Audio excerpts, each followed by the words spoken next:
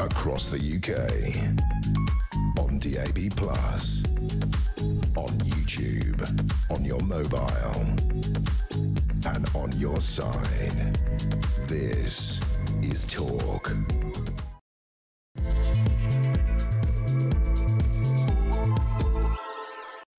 Two minutes past 10, good morning. This is Mark Dolan, in for Julia Hartley-Brewer, who is poorly today. We wish her a speedy recovery. The world is not a safe place when Julia is not in full voice. But breaking this morning, and the likely next president of France has said that he and Nigel Farage can stop the boats in an Anglo-French alliance should the two men achieve power, will bring reaction. Meanwhile, as Donald Trump launches another scathing attack on the open borders-loving London Mayor Sadiq Khan, is the president right that Europe faces civilizational collapse if we don't tackle immigration? Meanwhile, as flu cases worsen, is it time to mandate masks? If they didn't work then, why would they work now? Now, my priority for the next 3 hours is to get your opinions on the radio and the telly. My number is 0344 499 1000. You can text the word talk and your message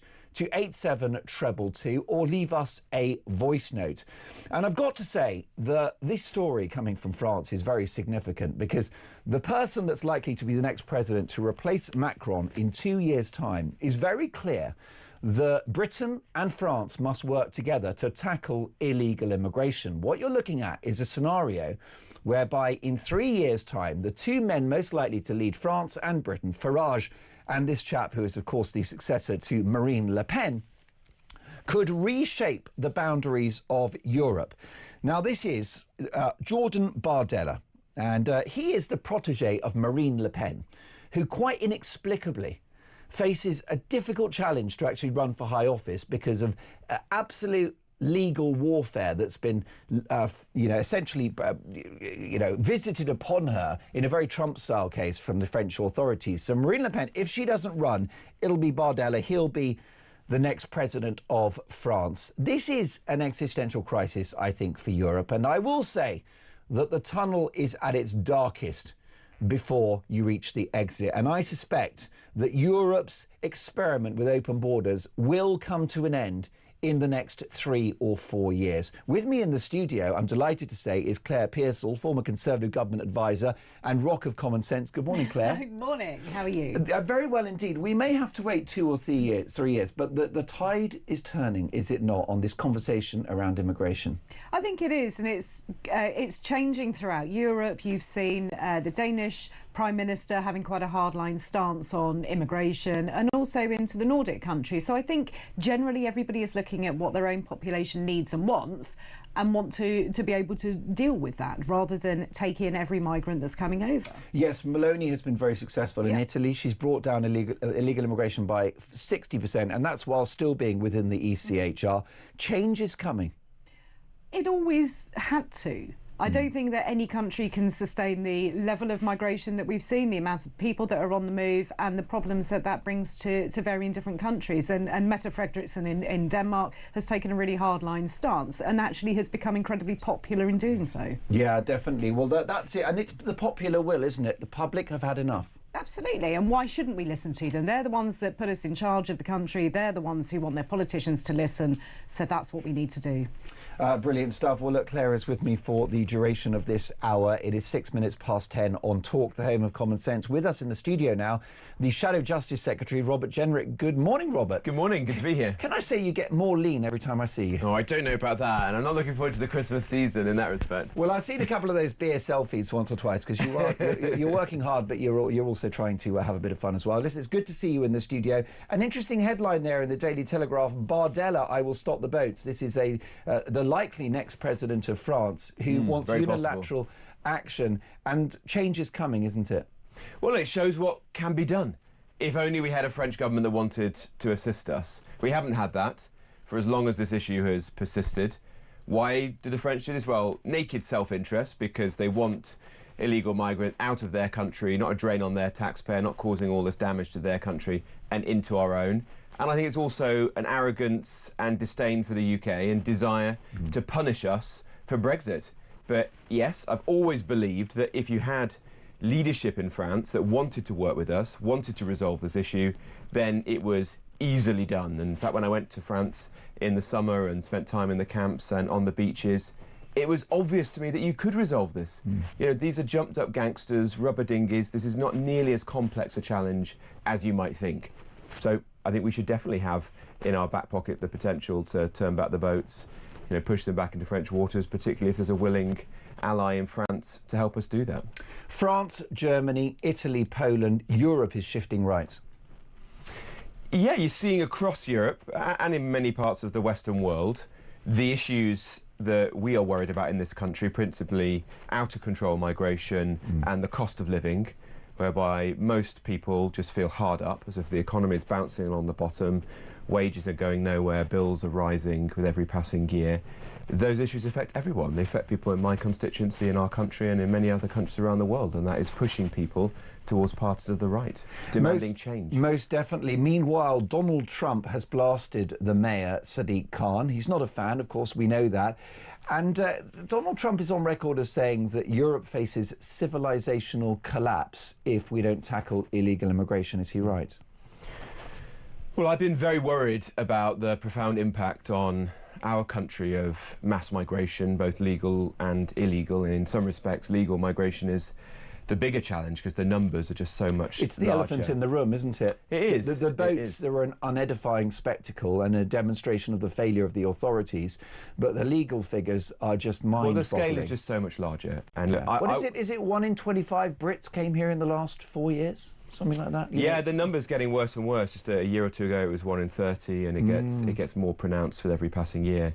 Look, I want to live in a country where there's a very strong sense of identity, of unity, of togetherness, where people are well integrated, frankly assimilated into our country, and that is simply impossible with the pace of immigration that we've known, not just in recent years, but actually for the whole of my adult lifetime. Tony Blair was the founding father of mass migration.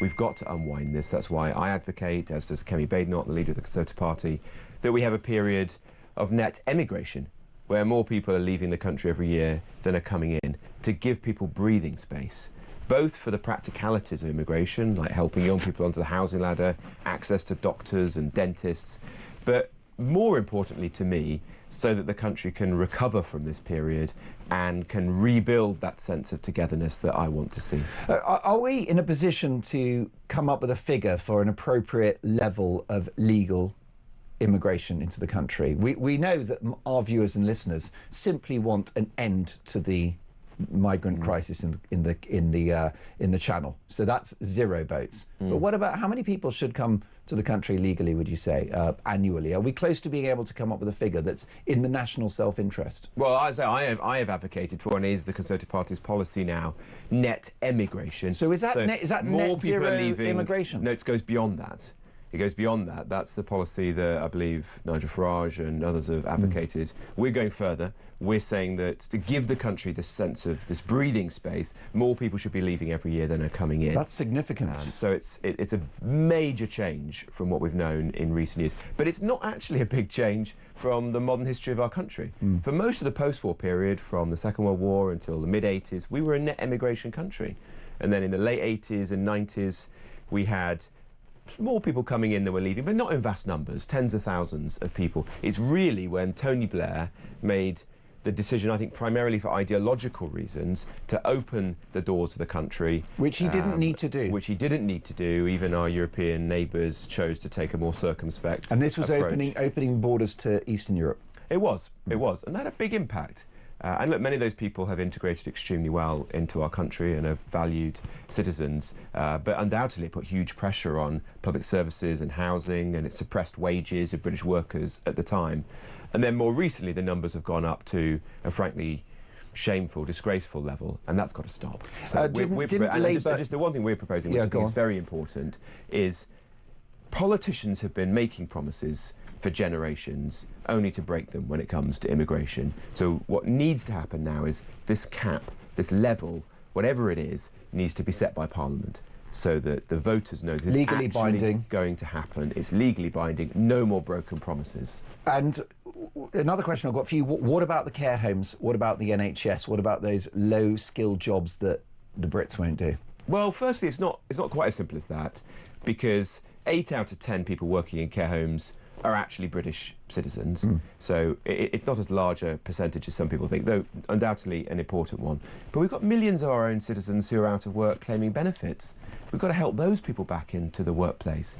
And we've had terrible false economies in recent years, where instead of paying a British worker to do a tough job in a care home, an extra £1 or £2 an hour, to compete with other jobs that there might be out there working in supermarkets or cleaning or distribution centres, we've brought people in from overseas with all of their family and dependents, and that's going to cost the British taxpayer hundreds of thousands of pounds if those people stay for the rest of their lives in our country. So my view is raise the dignity of work, pay people properly, invest in British workers to get people off welfare and back into the workforce, rather than getting low-wage, low-skilled migrants from overseas into this country. By scrapping the Rwanda plan, the Prime Minister has made things worse. The idea of smashing the gangs was a big fat political lie, in my view. He said he'd scrap Rwanda even if it worked, which is quite astonishing for an incoming Prime Minister to scrap a policy that it may even be successful.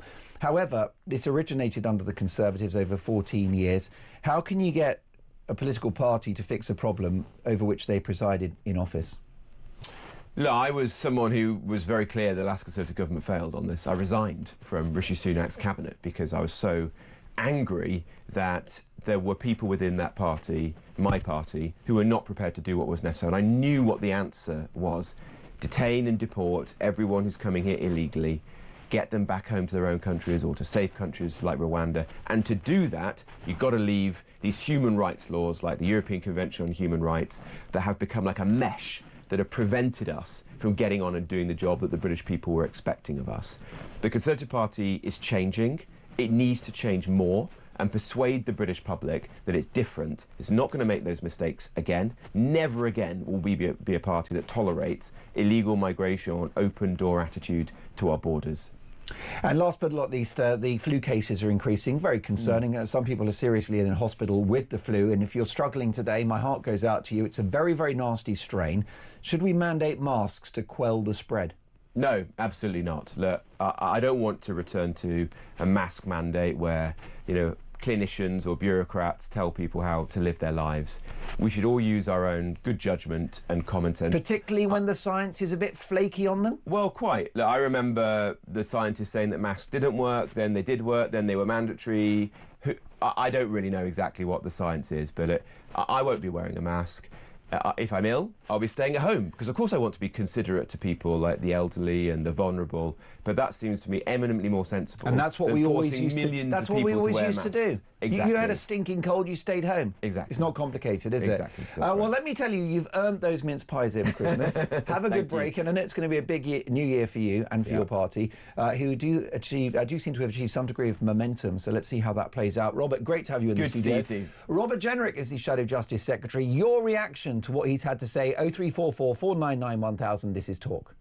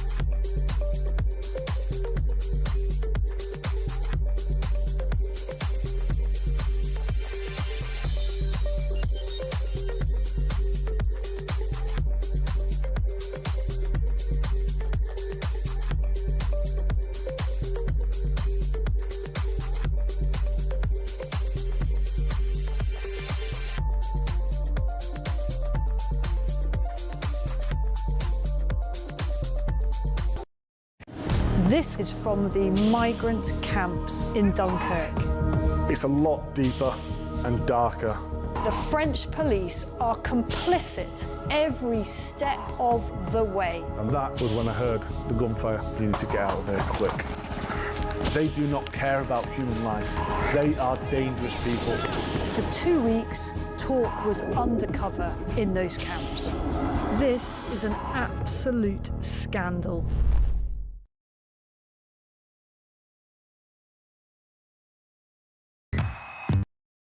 Across the UK, on DAB+, on YouTube, on your mobile, and on your side.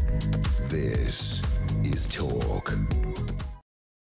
18 minutes past 10, Mark Dolan in for the fabulous Julia Hartley-Brewer, who is feeling a little poorly today, and we wish her well. She'll be back with a vengeance next week. Robert Jenrick can say what he wants, says John. He can promise whatever he wants. He and the government will do nothing. We've had 14 years of empty promises from the Tories. It's time to give someone else a go at solving the immigration problem. La, la, la. We're no longer listening to the old entrenched parties. That's interesting. Yvonne in Solihull. Good morning, Yvonne. Thank you for listening to the show. Mark and Mr. Jenrick, this net immigration Robert talks about, after badly losing the cream of our grammar school boys in the air in the Battle of Britain, my family suffered again from the younger brothers and sons leaving for Canada and Australia. We lost the best of our British boys. Once again, in the current exodus, I've lost my only child to life in Australia. Again, the best of British boys taking his heritage and skills away. We are done for if this continues. Yvonne, you're so right. With me in the studio, former Conservative Government Minister Claire Pearsall.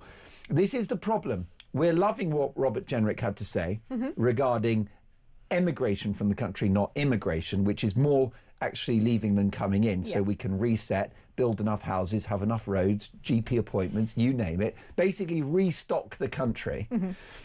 But this is coming from a Conservative Party who literally created the problem in the first place. And that was quite interesting when he was talking about having a cap on numbers. Now, we've been around this block before, and I was at the Home Office back in 2018. Yeah, you told me about this. And it doesn't work. When you start to put an arbitrary figure on the amount of people that you're going to have, for example, in the care sector, what happens when there is a crisis? You've got recruitment issues. You can't just put British people who are currently redundant or unemployed into care work, because you're working with really vulnerable people, you're working with the elderly. It's not always suitable. They have to go through disclosures and barring, so DBS checks. So it doesn't work. And then what you've got to do is fiddle around the figures to try and get more people in to soften up the crisis that you have. So those caps are always doomed to fail. Well, that's the issue, and that's what I asked him about. You know, what about the care homes? What about the NHS? There is a skills gap, but the issue is at some point the upwards of 10 million people who are of working age that are not economically active are going to have to go to work. They absolutely are, and I think they should go to work. I think everybody that can work should work. But the problem that you've got with things like the care sector is, do you want people who are literally doing it because they have to? They don't really care about it. Do you want them looking after your relatives if they don't really want to be there? Are they going to turn up every day? And I know that most people will say they need to turn up, otherwise we won't pay them. But do you want that attitude when you're looking after some pretty vulnerable people? Well, Claire, the most important statistic that is underreported is that even if people come to this country legally, and you know, we need their labour, we need them in the NHS, we need them to pick fruit, we need them to become like office cleaners and in care homes, right? These are the folks that we're told we need, so they come in. So even if they come to work and they come here legally, they're low skilled, low wage.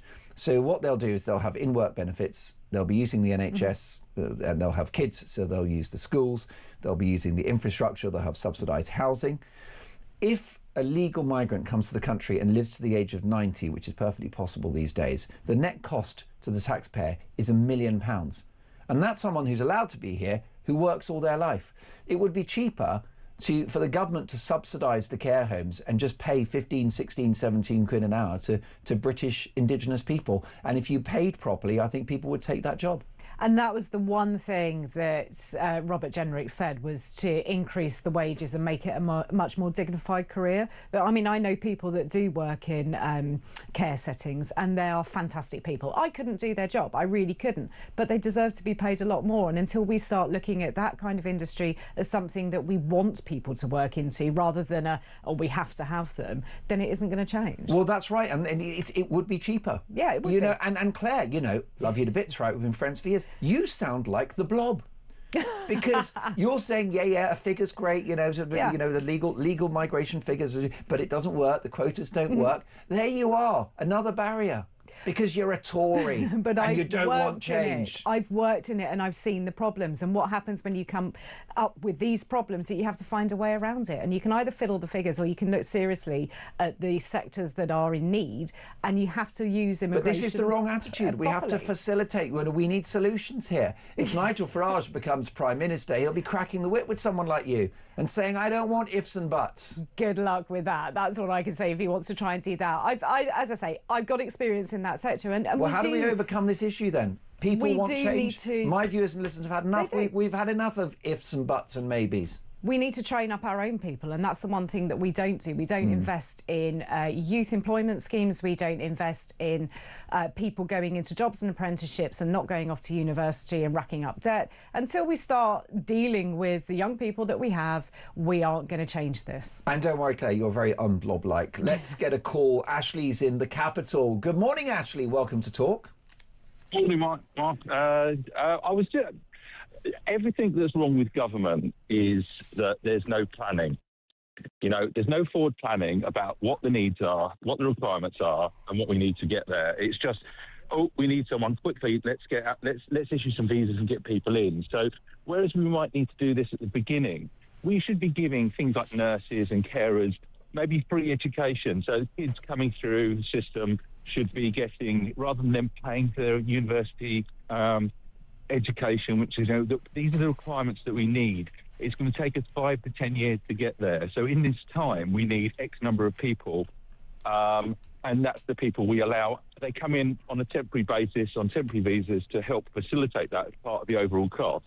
But we never deal with the overall solution. We deal with what we need in today, not what's going to happen tomorrow. And the problem is, I know it's an awful example, but places like China, it's the same with everything in the economy, is that because they have this communist government, which I don't agree with and don't want here clearly, right, but they have a 100-year plan, right, so they can deal with absolutely everything in a longer period of time. We just seem to come in, react to things, bring in loads of people that are, for instance, either underqualified, we don't know, even from a visa point of view, someone that earns 30 grand a year comes into the country. I mean, they're going to cost us much more. They're going to bring people with them. And they're going to be a net cost, just to plug a gap. So, like you were saying just now, Mark, add a couple of quid to the hour for someone that's in this country, train them and get them to work. But we don't have a plan to do that. We don't have this 5 or 10-year plan. How do we get to fill these gaps in employment that we have, the requirements that we need with the people in this country? What's it going to take to do that? And what they think is we bring cheap labour in, fill them up, but actually overall to the taxpayer, it's not cheap labour. It's very, very, very exactly. expensive. It comes with a long-term price, doesn't it, Ashley? Stay with us. And Claire Pearsall, that's the thing. It was a quick fix, opening the borders to fill these gaps, but it's like sort of taking out a mortgage in the long term because of the cost of an individual. And by the way, I wish them well. I'd be doing the same. I'd want to come to the UK and work in a care home and have a better life, but that's not our job, and not when it brings with it enormous long-term liabilities to the taxpayer and to British kids that haven't even been born yet. I mean, it's like a Ponzi scheme, isn't it? It is, and we don't issue a so-called temporary system, as Ashley has just said. A temporary visa to fix an immediate problem would be a good way to start, but unfortunately, the way the system is set up is once you allow people to be here for 4 or 5 years, they have the right then to go on to apply to remain here, and I don't think we should do that. I think that we need to rethink the visa system properly. Those temporary visas could be of use, but actually what we need to do is free up our tax system. Things like seasonal work, fruit picking you mentioned earlier.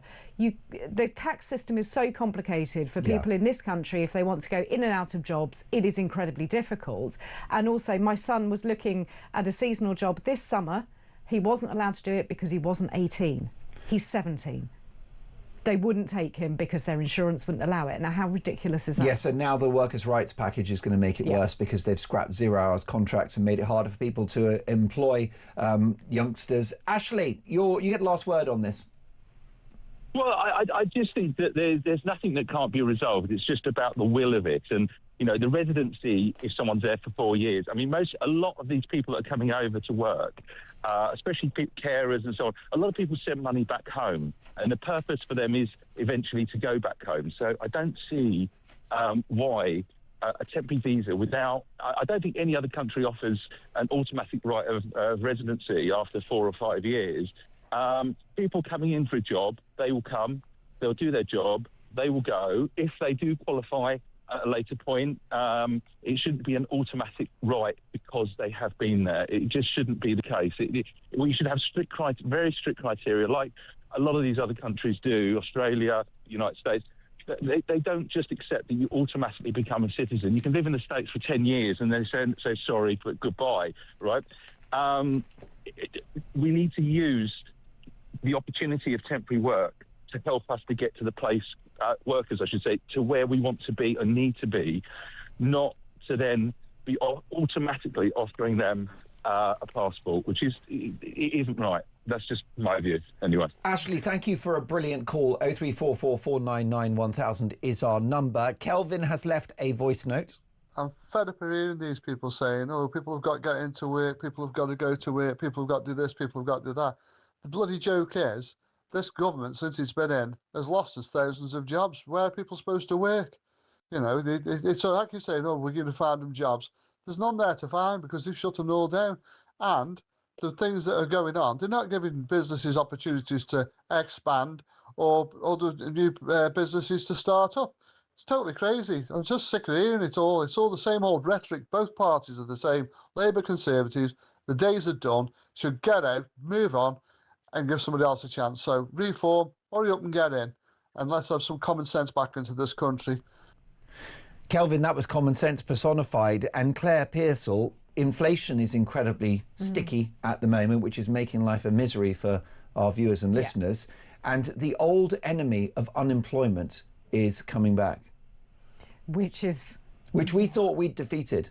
And in a sense, we had defeated it. We had defeated it once and it rears its ugly head. But this is always going to be the way when you've got a Labour government that comes in that doesn't understand how businesses work and doesn't understand that wealth is good. They are incredibly jealous of anybody that is successful. And wealth creators employ people, don't they? They give them jobs so the state doesn't have to. And given the fact that we're borderline bankrupt, we can't continue to pay people as a state, and therefore we need the private sector to do it. What have we done? Clobbered the private sector. Well, of course we have, and we've increased the minimum wage, we've increased the young person's element of the minimum wage, national insurance contributions, things like corporation tax. There's no wonder businesses are saying, do you know what, we won't set up in the UK, we'll move abroad because they can, because their business is flexible. We are just cutting our nose to spite our face. Yeah, it's a real worry. And, you know, unemployment, I mean, that's a double whammy, isn't it? Because it's a huge impact on families and their disposable income.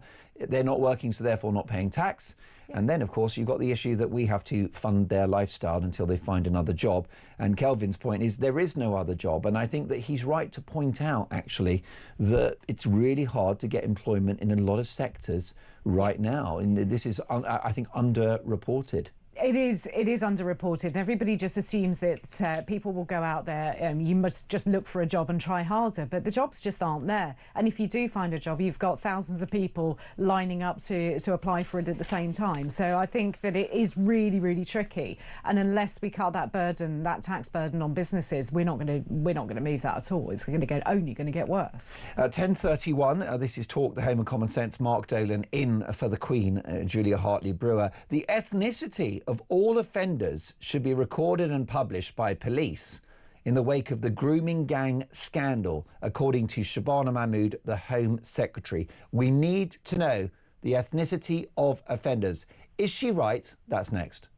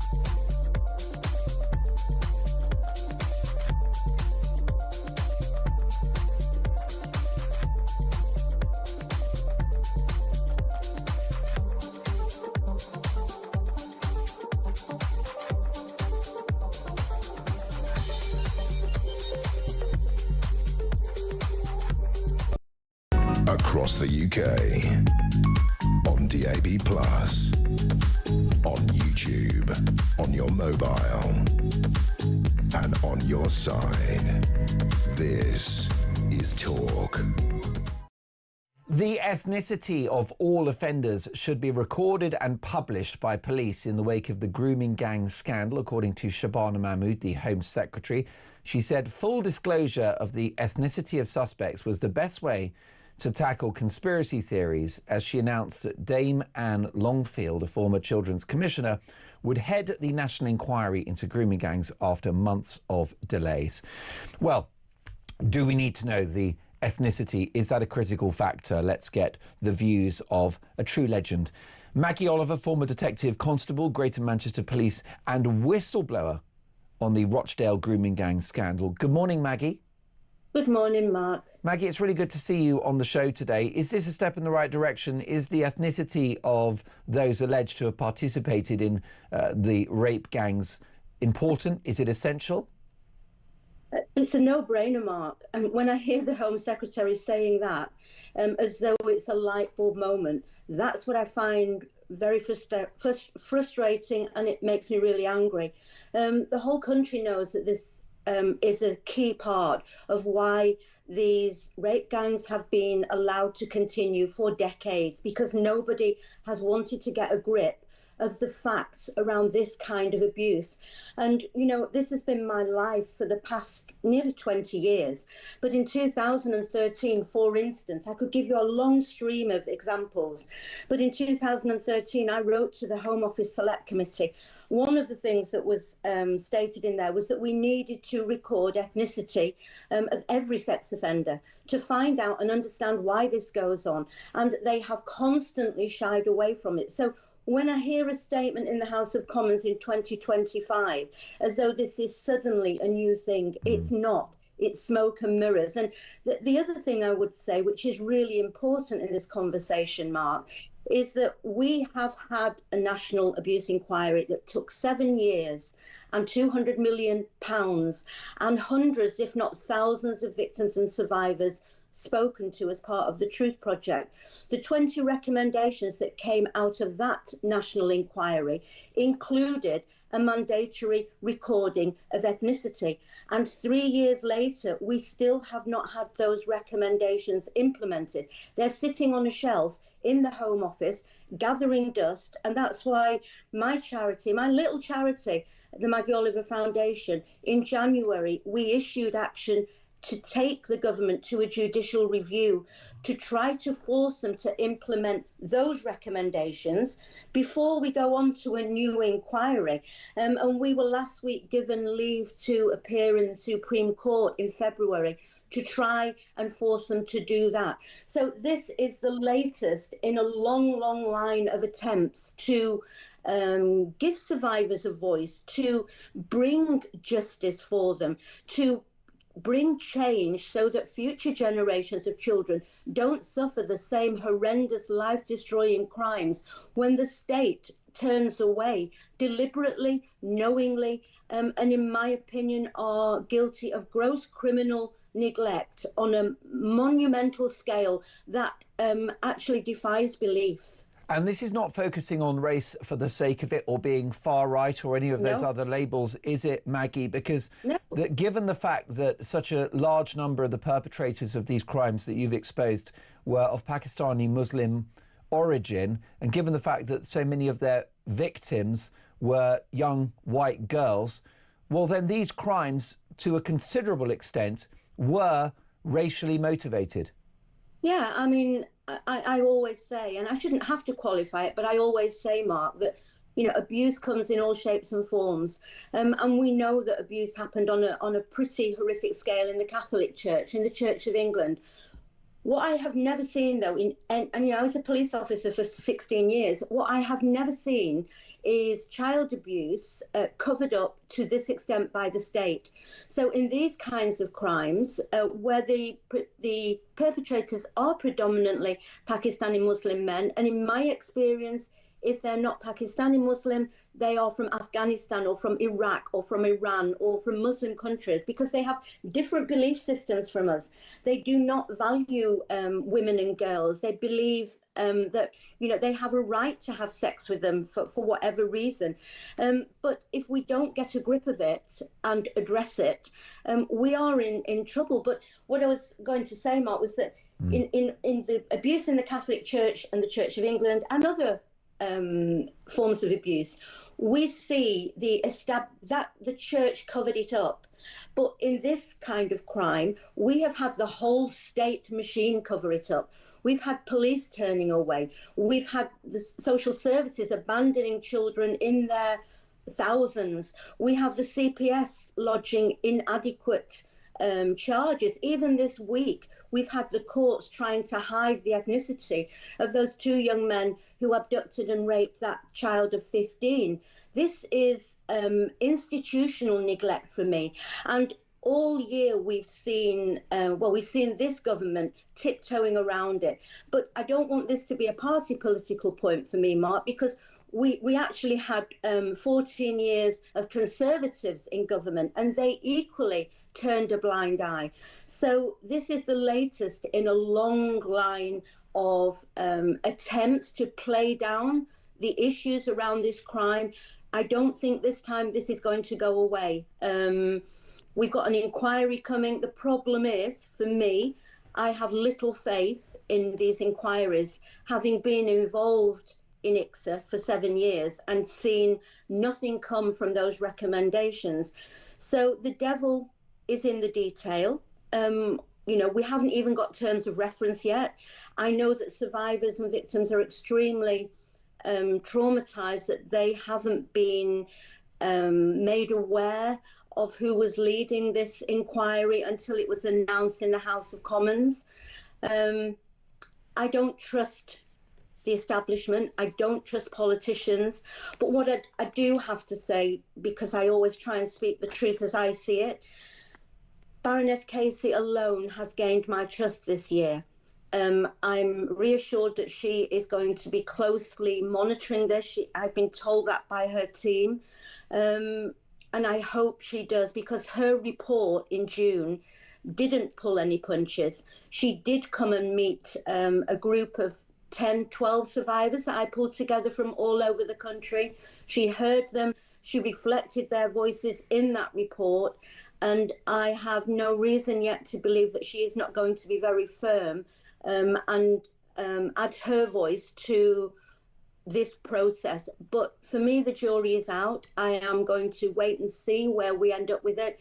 And we are going to continue with our judicial review to try to bring in the 20 recommendations we already have, which includes recording ethnicity. So I think the argument could be made that if those recommendations had been implemented, maybe we wouldn't be in the mess that we are in again now. I think you're right. Stay with us if you can, Maggie, because with me in the studio is Claire Pearsall, former Conservative government advisor.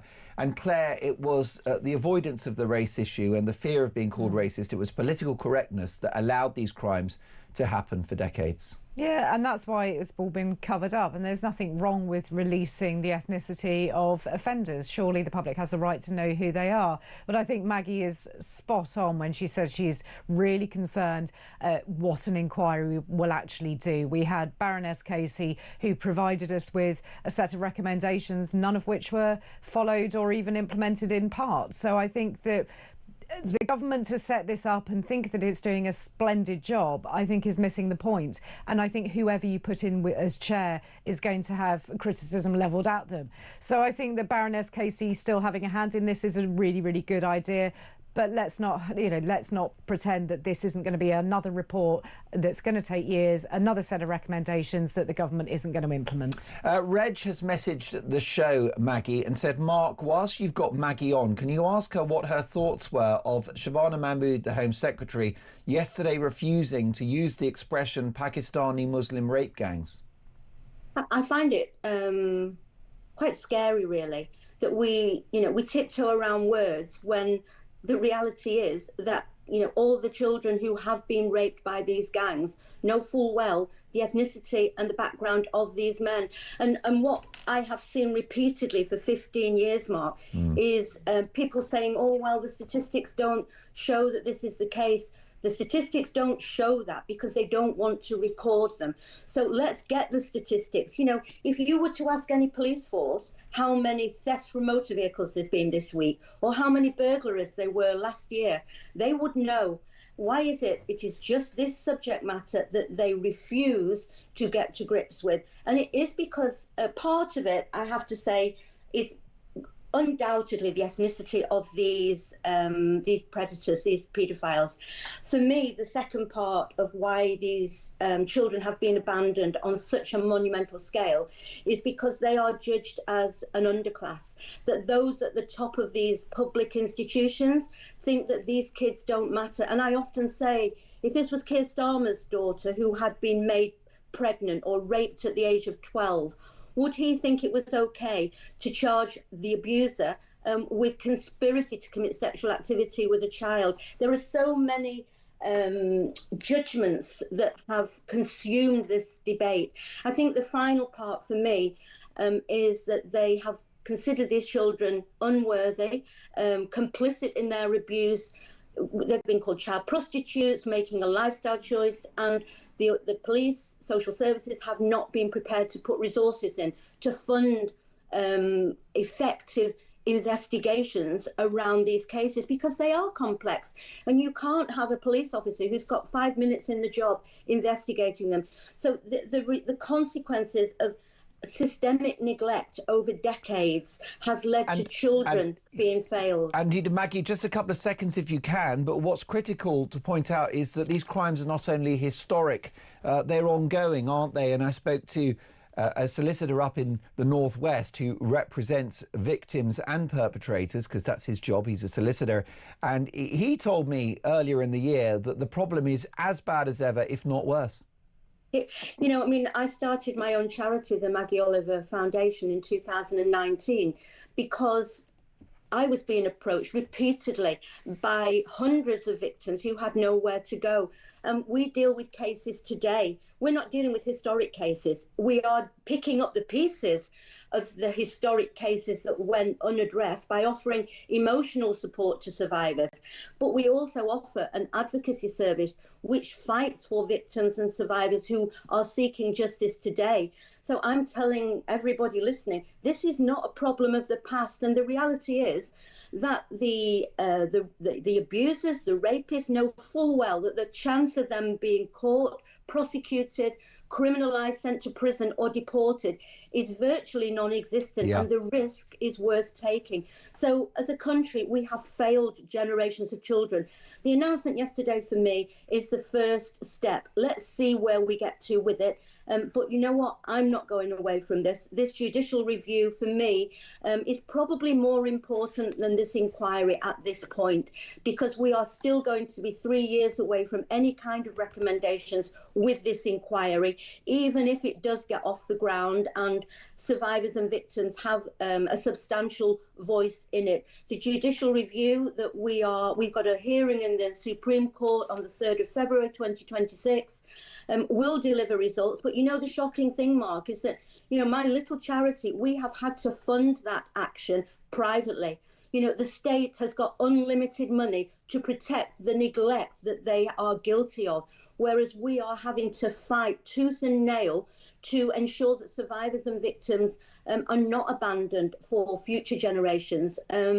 So, for me, there's more than one way to skin a cat. And unfortunately, I have very little trust in any politician from any political persuasion, because I've heard lies and promises and excuses for almost 20 years. So, I always hope for the best and expect the worst. Let's see where we go with this one. Most definitely. Well, the Maggie Oliver Foundation does incredible work supporting victims and helping draw attention to these wicked crimes which are ongoing. And they're very happy to receive your donations to support their work. Just go to themaggieoliverfoundation.com. My thanks to Maggie Oliver, former Detective Constable at Greater Manchester Police and whistleblower on the Rochdale grooming gang scandal. Next up, The war of words between Donald Trump and the BBC worsens. Don't go anywhere.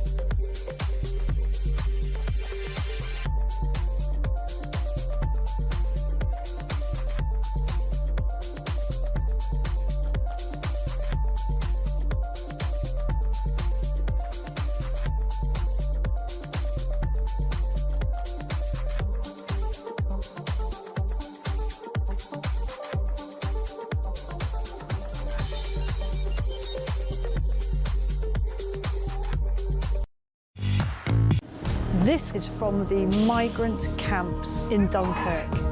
It's a lot deeper and darker. The French police are complicit every step of the way. And that was when I heard the gunfire. You need to get out of there quick. They do not care about human life. They are dangerous people. For 2 weeks, talk was undercover in those camps. This is an absolute scandal.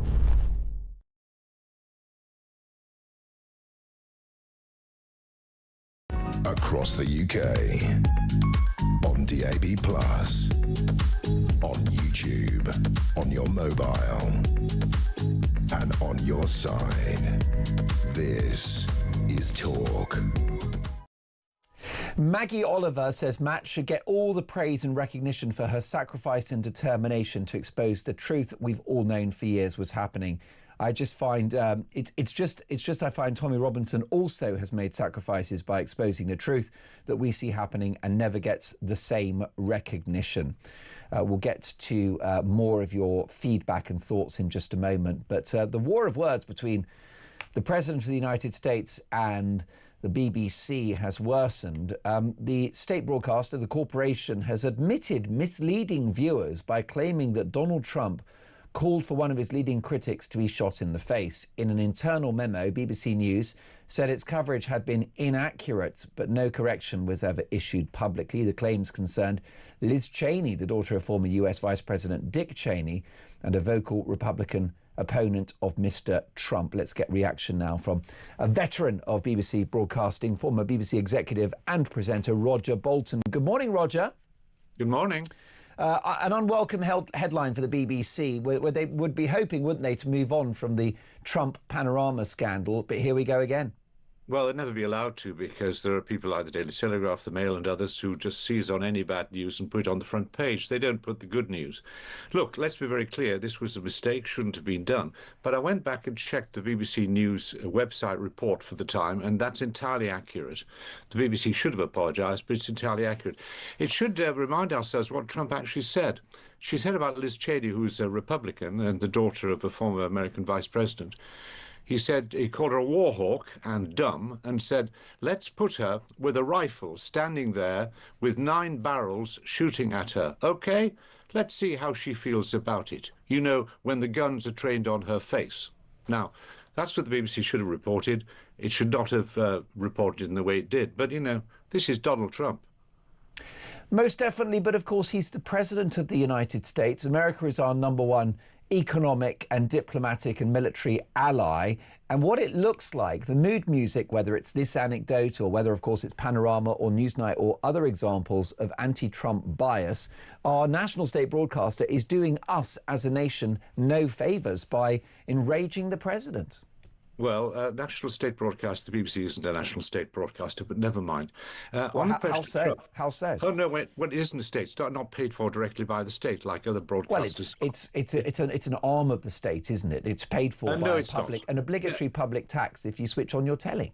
No, Sounds pretty statist. But let's go to to the main point. Let's go to the. It's not exactly Netflix, is it? No, let's go to the essence of it, which is about Trump. By the way, if you've read the American foreign policy strategy document of last week, and you've read the interview he gave to Politico, you will see that actually American foreign policy is changing very significantly.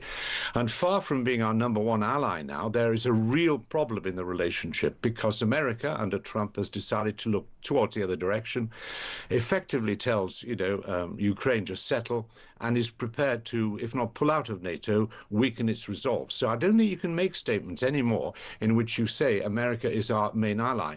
As for Donald Trump, what can we say? He lies, he exaggerates, he throws abuse at everybody. Look at what he said about So does Rachel Reeves and so does Sir Keir Starmer, but the BBC is strangely silent on those issues.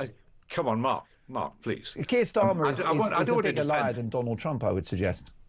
He's a wicked liar. Who are you talking about? Sir Keir Starmer, the Prime Minister, is an outrageous liar. You called him a wicked liar? Yes, I think it's wicked. I think it's egregious what he's done. He said that he would raise taxes by around £11 billion. He's raised them by almost 80.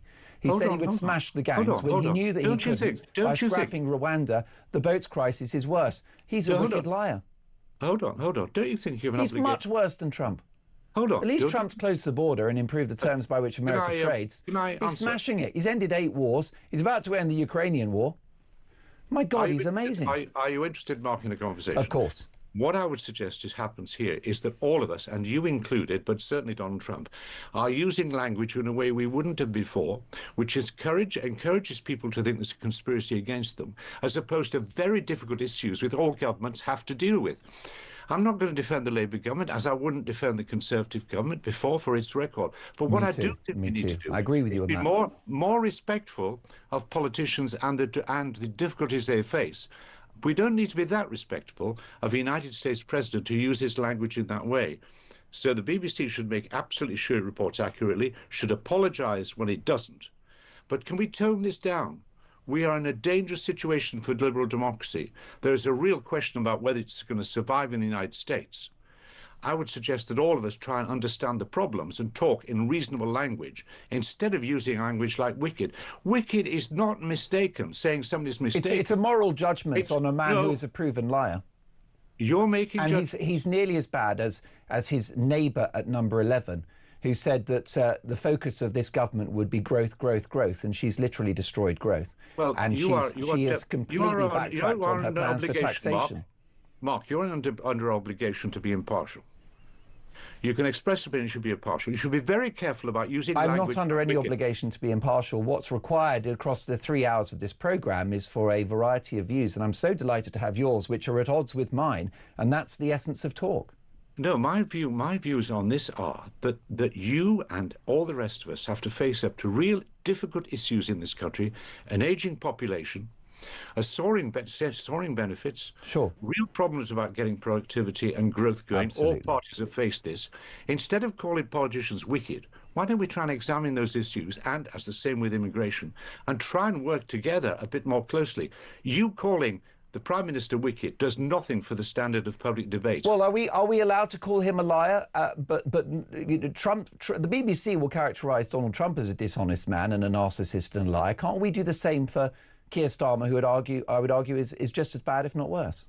Well, it's interesting you make that comparison. A lot of people wouldn't. But can we just tone all the language down? I wish the President of the United States... In what way is Keir Starmer more trustworthy and more, morally virtuous than the President? Well, you just poured a bucket of the brown stuff over Donald Trump, who is transforming the fortunes of the United States. And I've got deep Trump envy. Meanwhile, Keir Starmer is destroying this country. So we should call that out. Well, that's your view. But in your worldview, in your woke bubble, Roger, Trump's the bad guy, and Keir Starmer is this sort of wonderful, pillar of the establishment. No, not at all. You're putting words into my mouth. We can't call wicked. Well, I think it's wicked to lie, and I think it's a threat to liberal democracy to have a manifesto upon which you renege. That's a breach of contract. Am I allowed to say anything? Absolutely. I thought you were an interviewer. Sorry, and I thought I was the interviewee. You're making a whole range of statements, some all of which which I are agree, provable. some I don't, but I'm not here to a political figure. What I am here to try and do. You've just been political about Donald Trump. You just said he was a terrible man.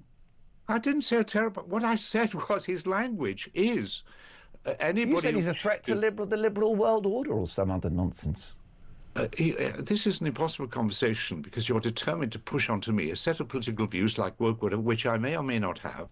You're determined to identify me, and what I'm trying to do is dealing with journalism and suggesting to you that you should do some journalism, analyse the facts instead of simply pouring adjectives onto everybody and calling the Prime Minister of this country wicked. Mistaken, fine. He's misled people, fine. You could say all these things. Wicked's a very special word, you know. And I think we should be very careful about how we use it. We need now our politicians to solve extremely difficult problems. We're in a divided country with a massive series of problems for Ukraine and immigration and everything else. If we start just condemning each other instead of trying to understand the issues and understand each other's point of view, we're finished. Using language about our Prime Minister like wicked does not help. Roger, thank you so much. And maybe I was too inflammatory. What do you think, folks? 0344 499 Roger Bolden, thank you for that. Keep it talk.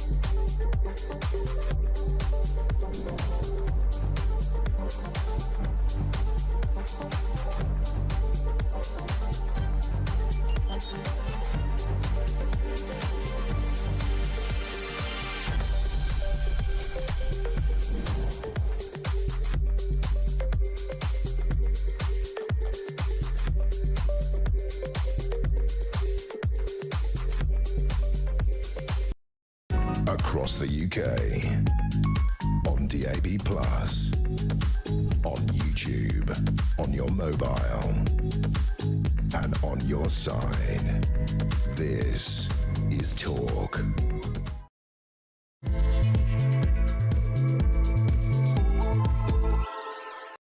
Two minutes past 11. Lovely to have your company, Mark Dolan, in for the fabulous Julia Hartley-Brewer, who is poorly today. We wish her well. She is the queen of this place. Speedy recovery, Julia. The world, I would argue, is an unsafe place when Julia is not in strong voice.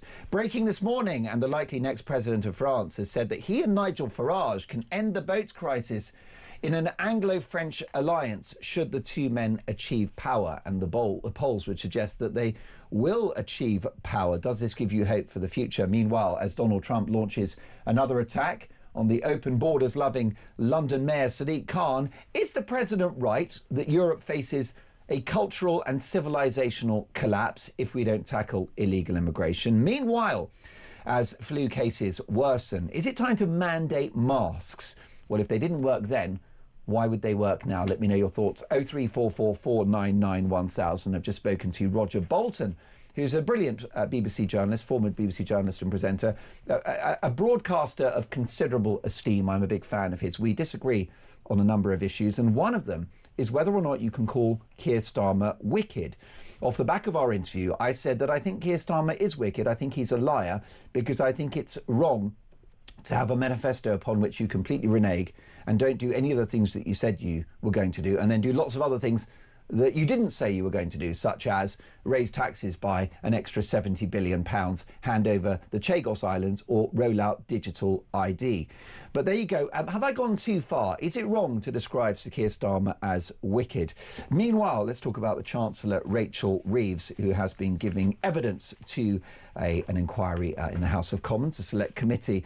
And she said that there were too many inaccurate and damaging leaks in the run-up to the budget. In a statement to the Treasury Select Committee, the Chancellor said she was frustrated by the volume of speculation around her fiscal plans, insisting such briefings must never be allowed to happen again. That is a bit like, folks, at 11:04, the guy that burgled your house saying, I think it's really bad that your house was burgled. Yes, I'm the burglar, but I think it's really bad that that burglary happened. We are being gaslit. Does she think we're stupid? This is the Chancellor that was the leakiest Chancellor, metaphorically, since the Titanic, and this ship is definitely going down. This is the Chancellor that rolled the pitch for tax rises about 2 weeks before the budget at the beginning of November, then changed her mind and was responsible for all of this speculation. The same Chancellor that talked down the economic outlook for the country when she became the Chancellor of the Exchequer. Is she having a laugh? Your reaction, please, 03444991000. I've got a voice note from Bridget on the subject of Rachel Reeves. Take a listen. Good morning, Mark and Claire. Good show. It's Bridget here in France. Rachel Reeves basically hasn't a clue what she's doing. We all know that. Incompetence and compulsive lying go hand in hand with this Labour government, and all Labour governments actually. She's continuing what Tony Blair started. She is constructing a dependent society. Tony Blair started this. He handed out benefits even to people who didn't need it, because you create a dependent society and they'll vote for you. And that's exactly what they're doing. And it's typical far left socialism. What a brilliant voice note. Thank you for that, Bridget. Keep them coming. 03444991000. Rachel Reeves, the Chancellor, Claire Pearsall, has said the budget had too much speculation. There were too many leaks, and much of those leaks and speculation were inaccurate, very damaging and wrong. Your reaction? I can't help but laugh, because all of the pitch rolling, as you've said, was by Rachel Reeves. She held the most amazing breakfast briefing in the city to sort of say, this is what I think should happen. This is, these are my thoughts. And you wouldn't do that if your budget was meant to be secret. Why are you going out there as Chancellor, putting yourself in front of a room full of people and journalists to say, there's nothing to see here, it's all going swimmingly? I mean, absolutely ridiculous. So all of those leaks and any inquiry that comes with it is going to focus the mind on her. I don't understand why she's surprised. This is, OK, so the accidental release of the budget a couple of hours before the budget statement, that's fine. That was the OBR. The head of that has gone, in my view. The wrong public figure in relation to the economy lost their job, but that's another story. But this is actually gaslighting. This is a Chancellor that has always drip-fed views and speculation about what the budget would contain. And this is someone that played politics with our economy from day one of becoming Chancellor by talking about a £20 billion black hole, which was very self-destructive, because what she did is dented business confidence and therefore destroyed the growth to which she was aspiring. Exactly. And then when you find out that the black hole isn't exactly either there or as large as she has said it is. And they're trying to be very clever with politics, and unfortunately they're not very good at it, so they can't do it. You have to be really good. If you're going to put out these kind of messages, you're going to fly flags and send up little sort of smoke signals, you have to be really good. They're not, and their communication surrounding it is such an appalling state. Politics trumps economics. You know what's really odd and very silly is that when she became Chancellor, she should have offered a very upbeat view of the outlook for the country, because then she would have got growth down the line. She'd come in and go, look, yes, we've inherited a mess, but I'm deeply confident about the potential of this country and we're going to grow, grow, grow. Instead, she didn't. It was doom and gloom for a year. That led to the Halloween budget, and then a budget was arguably even worse on the 26th of November this year. It was the horrible second album. Let's get some views now from a good friend of mine, Sebastian Salek, who is a Labour councillor and commentator. Good morning, Seb. Good morning. Good to see you on a weekday. How are you? Yes, indeed. I've been dragged out of bed. Poor Julia's got the lurgy. And I will do a pale imitation, Sebastian. What about this, though? Rachel Reeves says there were too many budget leaks. Wasn't she the one responsible for them? Oh, you never know where these things are coming from, do you? I mean, ideally, you want a tight ship where everybody is rowing in the same direction, to use an awful metaphor, but crucially not saying things they shouldn't be to journalists. And I think especially around the budget, you want to make sure that things are tight. Now, look, I think sometimes it is useful to get some ideas out there, get a read on the public, especially when you're making big decisions. You can use that as a bit of a barometer, can't you? Yeah. Ultimately, you want to be in control in number 11 rather than having people going rogue and leaking things they shouldn't be. Yeah, most definitely. Is Sir Keir Starmer a wicked liar? I don't think so. Look, I was having this conversation with Julia the other day. I don't see the argument that he is in some way evil. This is a man who has given most of his life to public service. He's often worked for free for people who needed it when he was a lawyer. He could have hung up his boots a long time ago, but he's chosen to come into Parliament to serve again in a job that is really hard, in a time that we can all accept is really, really hard. I certainly wouldn't want to be Prime Minister right now. And he's making the best of it. Look, I think I always say this, I get bored of saying it, it's going to take time to turn things around. But I don't think he's any way malicious or a liar or anything like that. Just really, really doesn't wash with me. If you've got a manifesto that proposes a number of policies and then what pans out is the polar opposite, that's lying, isn't it? Or at least misinformation or untruth? It would be if that were your intention the whole time. If you thought, yes, we're going to say these things, and the second we get in, we're going to change our mind, do something completely different. I think that was their plan. I think there was their plan, because they'd seen the books. When they said we won't raise taxes on working people, they knew full well that they would. And that's why I think it's wicked, because I think lying is always wicked, especially if it affects people's lives. When are you suggesting this happened? Are you talking about recently, or are you talking about... I'm talking about the manifesto where they said that they would only need to raise taxes by about £11 billion. We've had about 70 billion's worth. And when Rachel Reeves, she had her budget, the October budget, of course, in 2024, the Halloween budget, and she said, this will be the last time I come and get your money. And a year later, it was even worse. That's lying, isn't it? No, because as you know, the position changes so quickly. They didn't know about the initial black hole. That was a huge moment when they came into power and realised the severity of the situation. Then the economy transformed, didn't it? We had tariffs from Trump. We had all sorts of global developments, and things didn't go so well locally, domestically either. And you have to be able to respond to that. That's your job as the Chancellor, to be nimble. And sometimes you've got to respond to what you initially hoped to do. Yeah, you've got to respond to the consequences of your own terrible policies.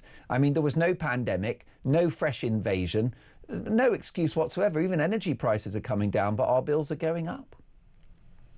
Well, energy bills, again, it's going to take time. And I think GB Energy is a really good response to that. It's about making sure that our energy is homegrown, that we own it, that if Russia invades another country, it doesn't see our prices spike, and it's more sustainable for the future. Look, I know that renewable energy feels expensive because up front it requires an investment. But the idea is that pays off over time. And once we get over that initial hump, we can enjoy cheaper energy like they do in France, where they're heavily invested in nuclear, and many other countries as well. Is Roger Bolton right, former BBC executive and presenter, that I've gone too far using the word wicked about the Prime Minister?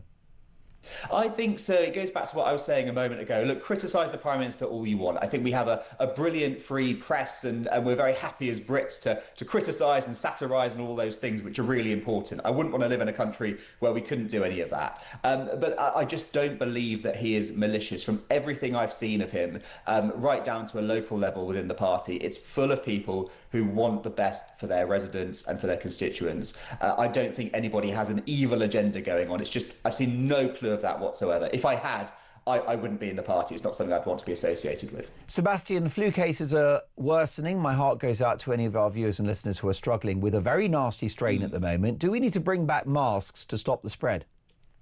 I think it's up to individual choice, isn't it? Now, look, I think masks are effective. I read the scientific studies and I see the data on this, and it shows that whether it's a non-surgical mask or a surgical mask or a layered non-surgical mask, they can both reduce transmission rates. I don't think we should be mandating it. I don't think we should be telling people what to do. We didn't do that during COVID either, but it comes back to that idea of... We mandated masks during COVID. That's why I chopped one up on the radio and had a viral video. You did. It was the making of me. Remind me, because it was so long ago and it was all a blur. 2020. We were told don't wear them, they don't work. Was that a recommendation? Yeah, we were told not to wear them, they don't work. They're very bad for the environment, of course. And then suddenly they mandated them because they wanted to have the messaging that we're in a pandemic. It was all theatre. Was it a law, though, that you had to wear a mask? Well, it was a mandate. It wasn't a law, no. But that's what I'm getting you at. couldn't go into Sainsbury's without one. Yeah, no, you're right. So it was never a full law. And I think now, look, I think that the chap from the top of the NHS who's recommending this is perfectly sensible. It is a way of lowering transmission rates. And it's just a way of looking out for your fellow citizens, isn't it? If you're going to get on the train or on the bus or go to the supermarket, it's helpful if you're coughing and sneezing to be able to contain that physically rather than spluttering out all over the avocados, wherever it is you're buying. Is it not worrying that the head of the NHS is so profoundly ignorant about science? I don't think. I mean, this is a guy who heads an organisation that's supposed to help us with our health and keep us alive, keep us on the planet. And he thinks that a surgical mask is going to stop a seasonal respiratory virus, which is a bit of a hard sell given the fact that the holes in a mask are around 1,000 times bigger than the virus itself. I mean, should this guy be in charge of the NHS if he believes in such junk science? I mean, as I say, the studies that I've read certainly show that it slows transmission, whether it's a surgical or a non-surgical mask. If you've got any studies to suggest the opposite, I'd be very keen to read them. Yes, I do. Yeah, I've got Texas and I've got Florida who didn't mandate masks, and they had the same, if not better, outcomes during the COVID-19 pandemic. Similarly, Sweden, who never mandated masks, and they've had the lowest excess deaths across Europe from 2020 to 2023. Yeah, I think Sweden's a really interesting one because they have a very high level of compliance, and that's really the strategy that they use. That's not true. No, people didn't wear masks in Sweden. There was footage during the pandemic of people in cafes having normal lives, going to work, mask-free. It's not a ringing endorsement for those filthy face rags, is it? All I'm telling you is that was the strategy in Finland that the government used, that they asked people to do things rather than forcing them to. And for them, you may argue it worked. I've seen, again, a study that suggests that if they did what we did, their deaths would have been halved and vice versa. Our deaths would have doubled if we've done what they'd done. So, look, I think broadly, let's go back to the pandemic. Let's get into it. I think the government made a lot of good decisions that they had to at the time. They obviously made a lot of mess ups as well. Do you think those surgical masks stop transmission of a virus like the flu? They don't stop transmission, but they certainly slow it. How do they do that? What is the mechanism by which they stop this tiny, tiny airborne virus? I don't know. How does it happen? I just have to trust. Well, you've read the studies. You're right up to date with all the reports and everything, aren't you? I've read the studies. Wasn't that your bedtime reading last night, Seb? No, look, what it is, right? I'm really happy with real measures, right? I'm not a monster, okay? The virus is horrific. You know, people are struggling with flu, and of course, COVID was devastating. It was a horrific pandemic. But what I want advice and policies that actually work. You know, if you've got the flu at the moment, it makes a lot of sense to stay home and don't give it to your colleagues. I get that. You know, but do we have to peddle this nonsense about masks once again, which were basically a left-wing mechanism of control? I think that's a little bit tinfoil hat, Mark. Well, why did the left? Why were the left so? Why did they love the masks, and why did Keir Starmer keep wearing the masks even after the pandemic when everyone else went, I'm afraid they don't work? I'll remind you, Mark, crucially, the left weren't in government during the pandemic. It was the Tories telling us to wear masks, because I don't think really it should be a political issue. If there's a scientific consensus on something, we can move past it. Nigel Farage didn't wear a mask. I mean, just a quick one, Sebastian. Obviously, don't want to, it's a bit retro going back to the masks thing, but an interesting one with the masks. You mentioned the surgical masks, which you believe might slow the spread. Well, Germany did not recognise those surgical masks, right? You couldn't get on a train with a surgical mask during the pandemic because they said they don't work. It has to be an N95. Yeah, look, I mean, if you wear an N95, that is going to be more effective, isn't it? They're just a higher tech. So we don't have to wear the surgical ones then? We don't have to... you agree with the Germans? Of efficacy, aren't there, with masks? You know, if you put a tissue over your mouth, it's going to do something, but not as much as if you wear a surgical mask, and not as much as if you wear an N95. You know, it sits on a spectrum. What I would say as a general message is that we should be courteous to those that we're around. If we are coughing and spluttering, but we have to go out, just try and cover up and try and stop the spread of a virus that can be really nasty and end up with somebody else off work and not being able to earn money and all the rest of it. Seb, stay with me. Thank you for this. A quick response, if you can, from Claire Pearsall. What do you think about this? Have I gone too far? What, with the word wicked? No, well, no, we've got wicked, of course. But the masking. The masking. Do you know what? I can't do this theatre. No, I can't. I don't want to have pretend. No, and I think that if we had some evidence that it was absolutely going to stop transmission, then people would do that. Like staying home, that works. Staying home works. Do you know what? Washing your hands. People just need to look after their own hand sanitizer. Just use that, wash your hands, stay home when you're ill. Just a little bit of common sense. We don't need to bring back masks. Listen, quick one before you go, Sebastian. Lovely to have you on the show, as always. What do you make of Donald Trump's remarks about Sadiq Khan, a horrible mayor who loves open borders and is destroying the capital? I mean, we know what Trump thinks of Sadiq Khan, don't we? And we know what he thinks of Muslims in general. He's never been particularly benevolent towards them. It was one of the first things he did, wasn't it, back in 2016, was banning Muslims from coming into the US. And I really do think that's a big part of the reason Trump is so rude about Sadiq Khan. Look, I live under Sadiq Khan in London, and I'm very pleased to. He's been very successful electorally, despite taking some really big risks. ULEZ was a massive risk. It was clearly controversial, but it's paid off. 99% of sites across London that test for air quality have seen an improvement since 2019. I think that's something to be incredibly proud of. In a city of 9 million people, we deserve to have healthy lungs, and I'm very thankful to the mayor for that. Sebastian, you're not wicked at all. You're a star. Thank you so much for joining us. We always love having you on the show. Sebastian Salek is a Labour councillor and commentator. And listen, lots of people will just think I've got no problem wearing a mask if it's a sort of polite thing to do on public transport, etc. Let me know what you think about that. But next up, is Keir Starmer wicked? This is Talk.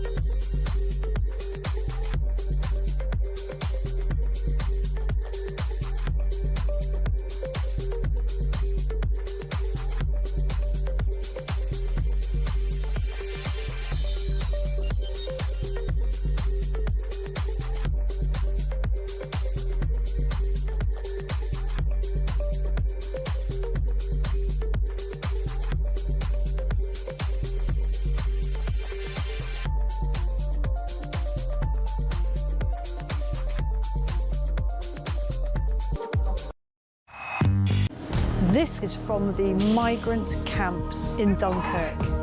It's a lot deeper and darker. The French police are complicit every step of the way. And that was when I heard the gunfire. You need to get out of there quick. They do not care about human life. They are dangerous people. For 2 weeks, talk was undercover in those camps. This is an absolute scandal.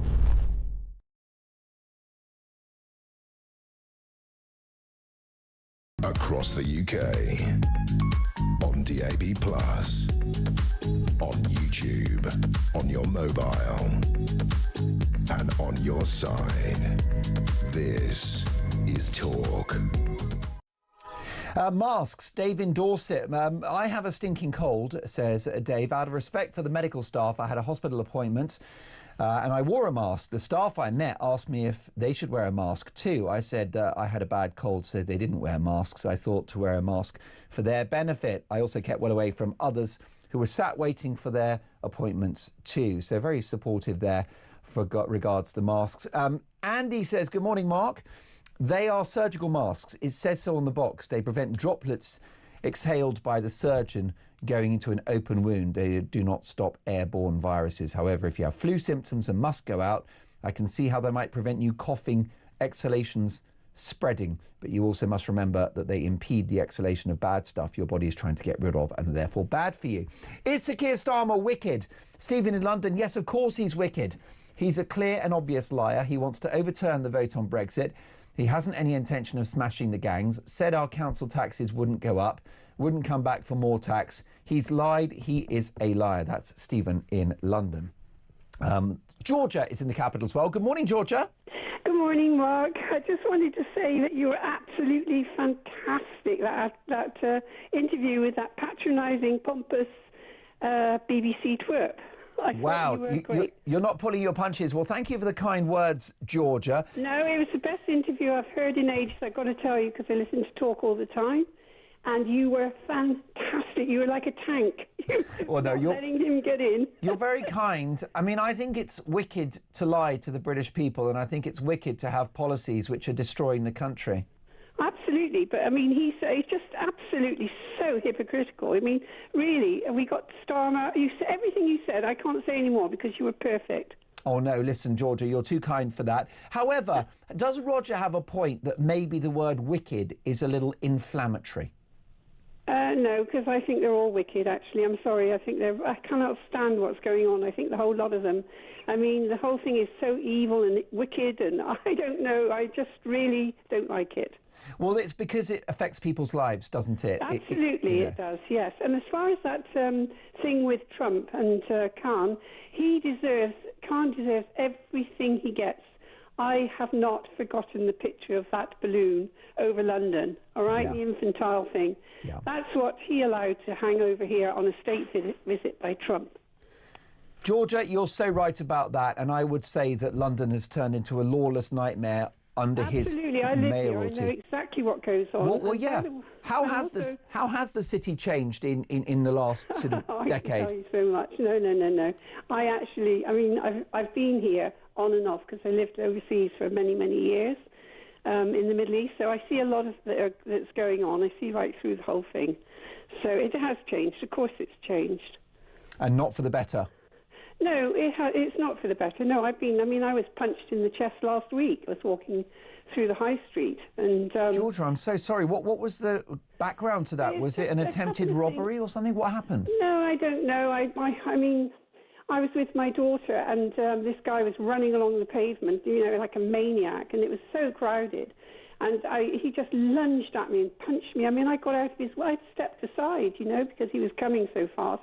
Everybody was staring at it. I mean, I was so shocked that, first of all, I'm like, what was that, And, I've been in the park as well a couple of times where I've, been sort of, well, not assaulted, but sort of had a few incidents. So it has changed. Yeah, I won't go into it all, but I did go and see a policeman at the time, and they was like, oh, well, make a report, write in, And so write in, who's going to sit? I'm not going to do all that. No, and there is an issue around women's safety in our major cities now, Georgia, and it seems that there are men who think that they can behave like this with impunity, and that's an awful incident with you being punched in the chest, but you know as well as I do, there's barely any point going to the cops about it. Absolutely none. And also, I know I talked to. I've seen the change even in the high street. You can't go into a shop; they've got guards outside. Yeah. The whole thing is. And body cams in the co-op and other supermarkets. Absolutely, yeah, I know, I see it, and I've been warned. There's a guy, not a bodyguard there that I sort of talk to sometimes, and he said, "You be very careful because there's so much going on here. You don't even see it." And I'm very very aware of it. I know what's happened. I think I could write a book about it. I've seen it all. And I knew this would happen anyway. So, you know, I've lived overseas. The trouble is, you know, people are very naive here. Yeah. They don't understand that other cultures have different ways. And, I mean, you've got to travel. I always say to people, travel and see. And you show respect in other countries. I've lived in a Middle Eastern country for years. We show great respect there. And if we didn't, we'd be out. And these people don't do, I'm rambling now, so I would... No, you're making a lot of sense. No, I know, but I see it all. You know, I see what's happening, and you have to respect the cultures that you're in, you know, and this is what's not happening.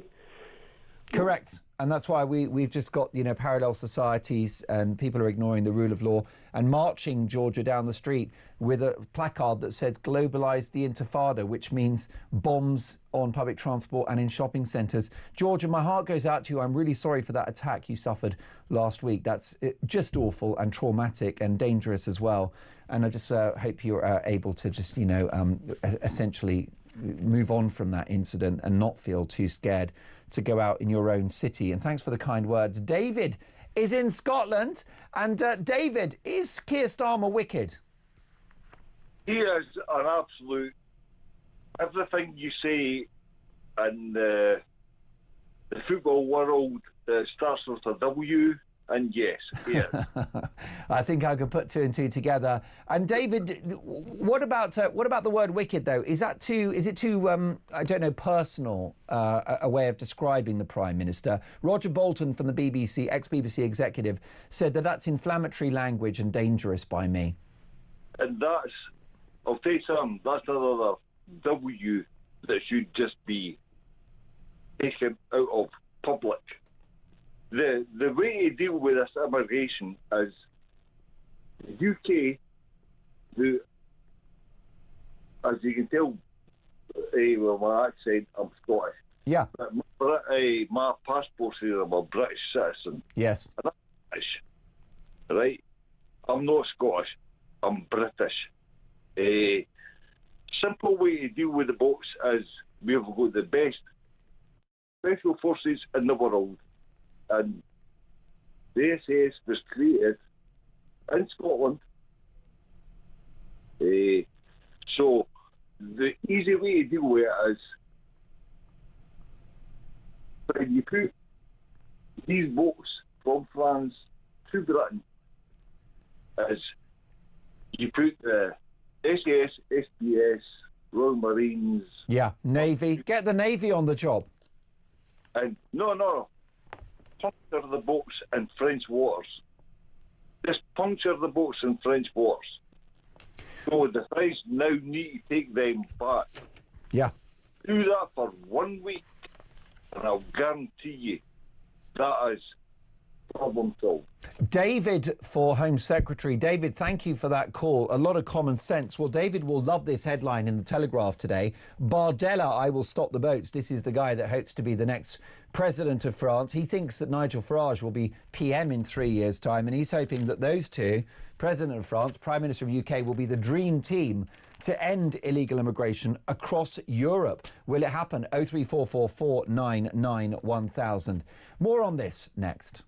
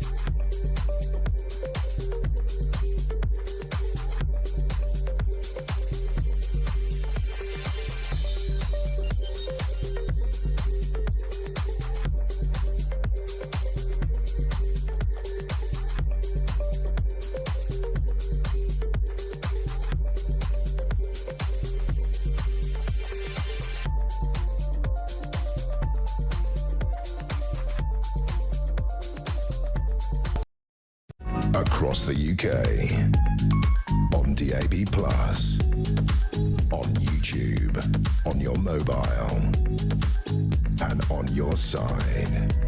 This is Talk. 11:34, you're listening to Talk, and it's Mark Dolan in for the fabulous Julia Hartley-Brewer, who is poorly. We wish her well. A big day for the channel, because at 7 p.m. this evening, Talk will bring you never-seen-before undercover footage from inside the world's most dangerous migrant camps in Calais, where gunfire is a nightly reality, plus extraordinary new evidence showing French police escorting migrants on public transport all the way to the beaches, doing nothing to stop the crossings. Isabel Oakeshott presents The Undercover Migrant is playing out this evening at 7 p.m, only on Talk. Let's take a clip. This journey of me following the migrants went from sort of 10 in the morning, all around the clock, to late at night, to the point where, on buses, on trains, through streets, all at every key point, the police, the French military police and the French police were, they were there. They were on the bus, taking down notes, taking pictures, but not doing anything to deter the migrants or stop them, just being there. A bold and important documentary, The Undercover Migrant, airs this evening at 7 p.m, only on Talk. And Talk's international editor is Isabel Oakeshott, who's made this film. She joins us now. Hi, Isabel. Good morning. Well, thank you for explaining what this documentary is about. Now, to the best of my knowledge, no British citizen who doesn't work perhaps for the intelligence services or some such, no reporter anyway, has ever got into the heart of the migrant camps. Why not? Because the French police are very obstructive towards journalists that try to get to the action, to try to find out what is really going on in those migrant encampments. These are huge encampments in northern France. And what the French police do is they will stop journalists, they will demand to see passports, they will demand to see media accreditation. And even with that, you cannot get into the heart of the camp. So what is the way around that? Well, I decided that this was going to involve somebody going undercover. Now, it couldn't be me. With the best will in the world, I'm not going to fit in the migrant camp. So I worked with an amazing volunteer, a very, very brave young man from Rochdale. He's a builder, that's his day job. And he feels passionately, like so many of our listeners, about this migrant crisis. And so he agreed to do something extraordinarily dangerous, and that was to pose as a migrant so that he could live alongside the asylum seekers in these camps. And what he discovered and the experiences he had is truly extraordinary. A portion of these men, as a result of the findings of this documentary, are provably dangerous and violent. A portion of them, not all, I stress, many of them heading in our direction across the Channel, Isabel. And that is what's so frightening. So one of our main objectives in this undercover operation was to get to the truth about the kind of people heading our way. And I want to say, and Christian would say this too, the operative that we used here, that some of the people in those camps seemed quite nice. He worked hard to build relationships because he wanted to learn more about what kind of people are coming and what their backstory is.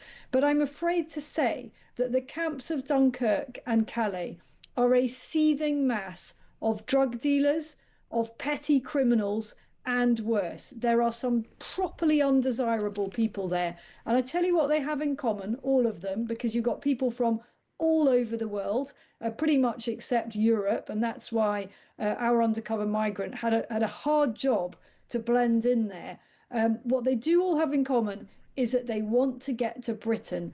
And I'm afraid he was hard pressed to find anybody in that camp that obviously had anything much to offer our society. He did come across the odd one that might have been leaving a very difficult regime. But most people in that camp appear to only have what they're wearing on their back. They are very impoverished people who are being managed every step of the way till they get to France by handlers. And a lot of them, we don't think, are actually paying to get on that boat in any conventional way. So how are they doing it? Well, what these are modern day slaves, basically. That is bad for our country in so many ways, because how exactly do people think they're paying back for their boat fare? I don't think it's going to be by doing legitimate jobs in the UK. Modern day slavery, and yet the left are silent on this issue, with Sir Keir Starmer scrapping the Rwanda plan before the election, even, and I quote, if it works. Front page of The Telegraph, a paper you write for very often, Isabel. Bardella, I will stop the boats. Britain will be allowed to push small boats carrying migrants back into French waters under immigration plans put forward by Jordan Bardella, the man tipped to become France's next president. He's been speaking very positively about Nigel Farage. He's hopeful that he'll be in power in 2 years' time and Nigel Farage in 3. And he's suggesting an Anglo-French alliance to tackle illegal immigration across Europe. Well, of course, that's what we should have. And that's what Keir Starmer pretends we have. And that's why he's signing off every year hundreds of millions of pounds to go to the French. And yet, under the current situation, the French police aren't just standing by. You know, our listeners and viewers have many times seen pictures of the French police casually standing on the beach watching migrant boats depart. It's much worse than that, Mark. That's what this documentary reveals. They are utterly complicit. They are enabling this. They are actively facilitating the transfer of large groups of migrants from camps many, many kilometres across northern France to boat departure points. That is completely scandalous, completely indefensible, and should be cause for the UK to demand its money back. Must-see viewing. Isabel Oakeshott presents The Undercover Migrant this evening at 7 p.m. only on Talk. Extraordinary journalism. Isabel, thank you so much, and I'll be stopping everything at 7 to listen to your documentary. Andrew is in Hertfordshire. Good morning, Andrew. Good morning. Crackerjack interview. You really skewered him. You should be really proud of yourself. Oh, are we talking about Roger Bolton, former BBC executive? Yes. Okay. Well, thank you for that, Andrew. I think it had to be said. I mean, is it too strong calling Starmer wicked? You hit the nail on the head. The wicked thing he did was he didn't immediately call for a judicial inquiry into the Pakistani Kurdish male rape gangs. Yeah. That was wicked, because what he was doing was saying to the victims, you don't matter. And that was wicked. He overtly, in a public environment, he showed contempt for them, and they have suffered. If you listen to that Maggie Oliver, it's horrific, and no one cares, and the Prime Minister doesn't care. He's a wicked person. Andrew, what about the potentially incoming president of France, whose name is Jordan Bardella? He's the protege of Marine Le Pen, who for legal reasons may not be able to run for high office. She looks like she's facing a 5-year ban. If he gets in, he says he'll stop the boats with the help of Nigel Farage as PM in 3 years' time. What say you? Yeah, I mean, when you come in that sort of role, you've got to actually deliver something. So if you look at Trump, he wrote all those orders. What could he deliver to show that voting to the right in France delivered something? Now, I have been to northern France, and your programme tonight, I'd urge everybody to listen to it. Those camps are horrific. I mean, they really, and they've wrecked that coastline and that part of France. So it's in his interest to partner with Nigel and deliver the clean-up of northern France. And it's a good thing for us. It's good for Britain if that man gets in. Andrew, here's hoping. Brilliant to get your call. Thank you for the kind words about my earlier interview with Roger Bolton, and well said on the grooming gang scandal, which shames this nation, and to a degree it's a cover-up which continues to this day. Andrew in Hertfordshire there. As flu cases worsen, is it time to mandate masks? That's next.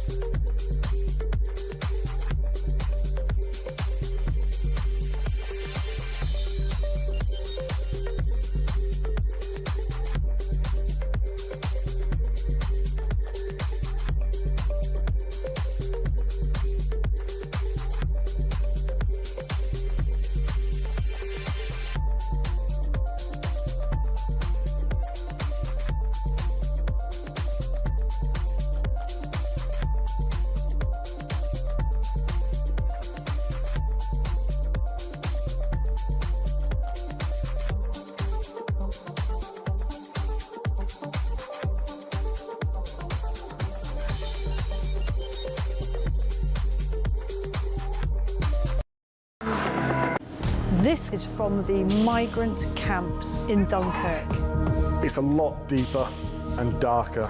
The French police are complicit every step of the way. And that was when I heard the gunfire. You need to get out of here quick.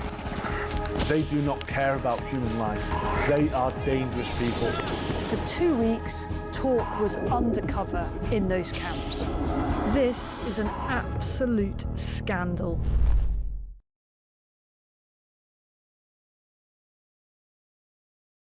Across the UK, on DAB+, on YouTube, on your mobile, and on your side. This is Talk. It's 11:46 and I have an announcement to make. In 2020, I broke the internet by chopping up a mask during the COVID-19 pandemic because I described them as anti-scientific, filthy, disgusting, environmentally catastrophic rags. Well, I'd like to apologise. I was completely wrong. With flu cases on the increase, I'm now going to muzzle myself with this nappy, which I've got to say looks more like a pair of ladies' knickers. Mrs. Dolan's going to be very, very cross with me when I get home.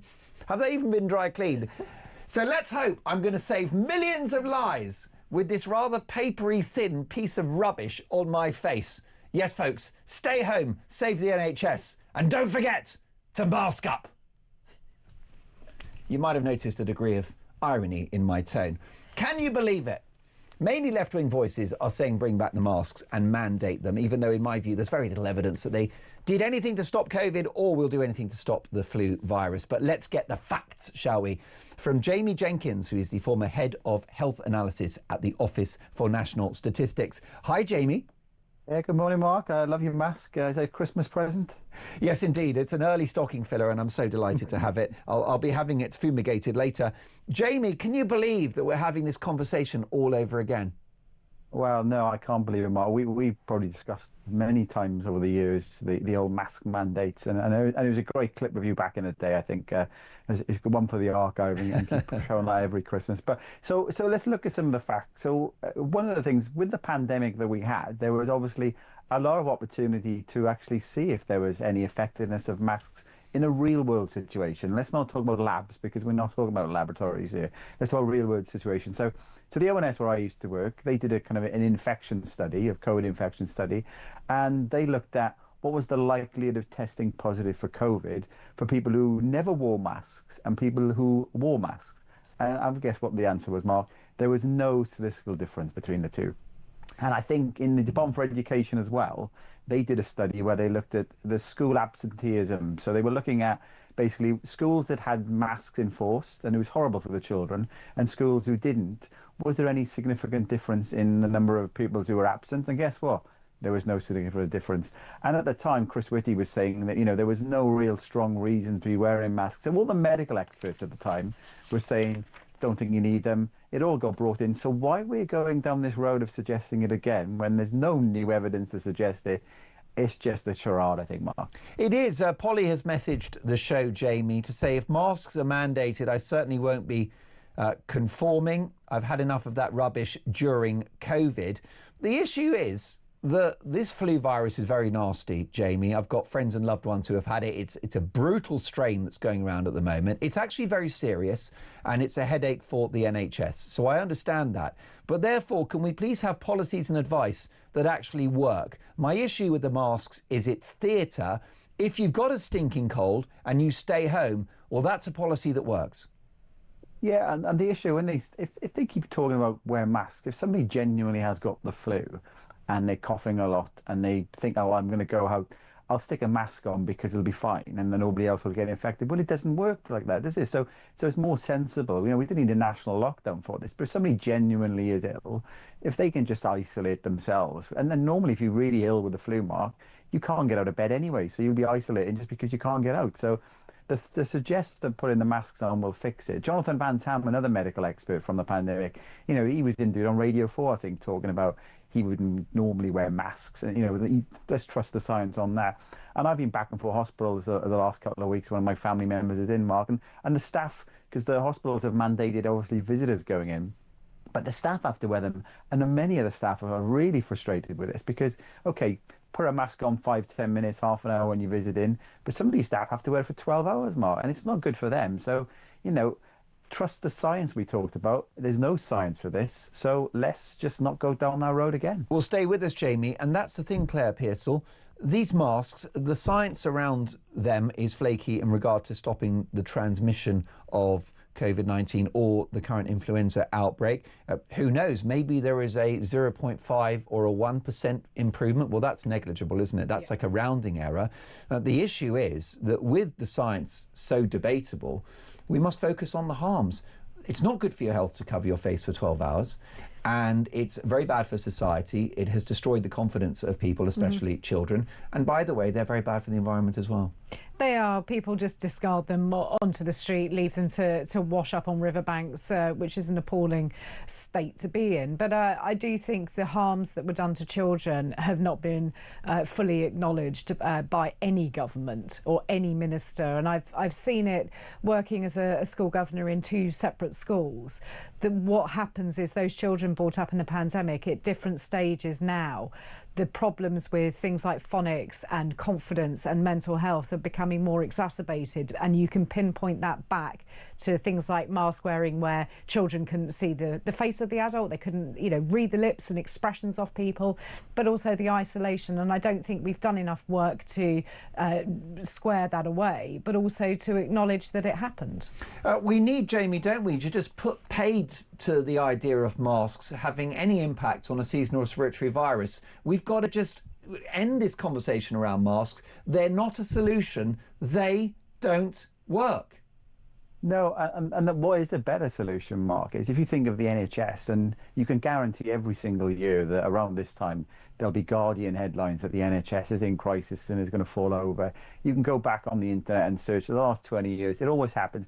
You were right, though. We have got a kind of a strain of flu, a mutated strain of flu, and this generally happens because what normally you look at the southern hemisphere, what strains are circulating, and try and work out what might happen in this country. So there is this mutant strain of flu, but when I go to hospitals, Mark, it's generally elderly people who are in hospital. We've got a massive kind of increase in the number of elderly people now than we had, say, 10 or 15 years ago from those post-war baby boomers. But the number of hospital beds and overall hasn't really increased, and this is only going to get worse. So what Wes Streeting and the other devolved health ministers need to be thinking about is not telling us next year wear masks, the NHS can't cope. They need to be putting the infrastructure in place, Mark, to make sure the NHS can cope, because this is going to continue every single year. It's pretty obvious we can forecast this. Will they do it, Mark?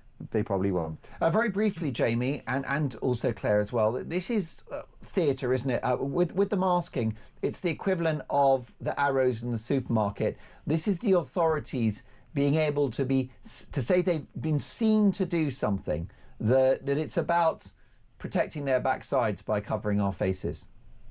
Yeah, and just one final thought for me on Mark. Remember, Christmas a few years ago, and I think in Wales specifically, you could go to Tesco, but they closed off the book aisles because it was a non-essential item, and so it was meant to. And one final point, actually, remember the days, Mark?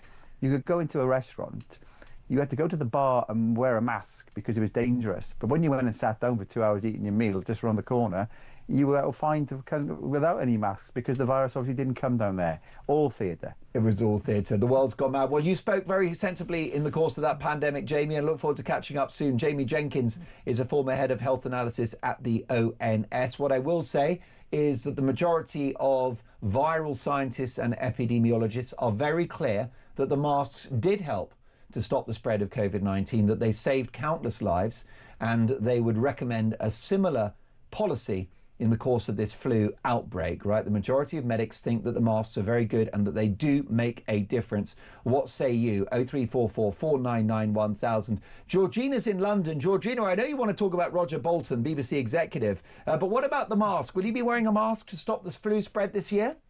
Absolutely not. Don't talk ridiculous, Mark. They won't do a jot of good, and you know it, and so does the rest of Britain. Look at COVID, for goodness sake. It didn't do a jot of good, and we were all under house arrest for nearly 2 years, So, come on.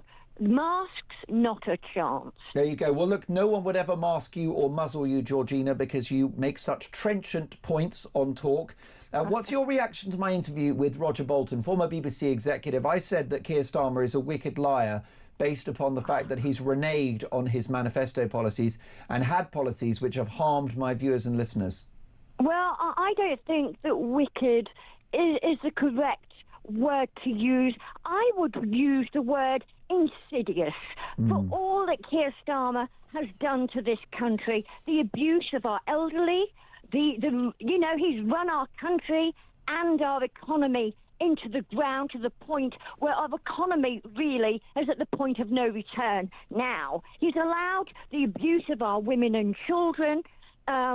He's a pathological liar. He takes no responsibility or accountability for either his own or his party's actions. He favours foreign nationals and illegal migrants above the British people, and he allows our veterans to sleep on the streets whilst illegal migrants are in four-star hotels. He's also put our fishing and our farming industry out of business. There's not a word I can say about Keir Starmer that's positive, and I do hate having to be so hard on one of my own species. But he gives so much ammunition, Mark, you can't help but bring to light his failings, and they are many of them. Georgina, trenchant as ever, thank you for a brilliant call. Georgina not pulling her punches there. This from an unnamed texter says, Mark, well done keeping your temper with Roger Bolton from the BBC, who dripped condescension. Here are some alternative adjectives for Starmer. Insightful and unstatesmanlike when he labelled angry Southport protesters far-right thugs, instead of sharing the horror and anger of such a terrible attack, or asking for calm and promising to listen to concerns about our broken immigration system. Starmer was new in post and could have promised to listen and blame the Tories, as has become his habit. He chose to behave like a despot. He chose to turn his back on people when laying flowers at the site instead of speaking to them. It is egregious to allow thousands of undocumented foreign men to roam British streets at the expense of the safety of women and children. It is state abuse to use our taxes to house and feed migrants who have broken our laws. It was party politically expedient and disingenuous to leak inaccurate budget information to prop up vote rigging. Changes to our unsustainable welfare system, undemocratic to prevent local elections because you do not think your party will win. It is hypocritical to avoid paying taxes you impose on the electorate and continue in office.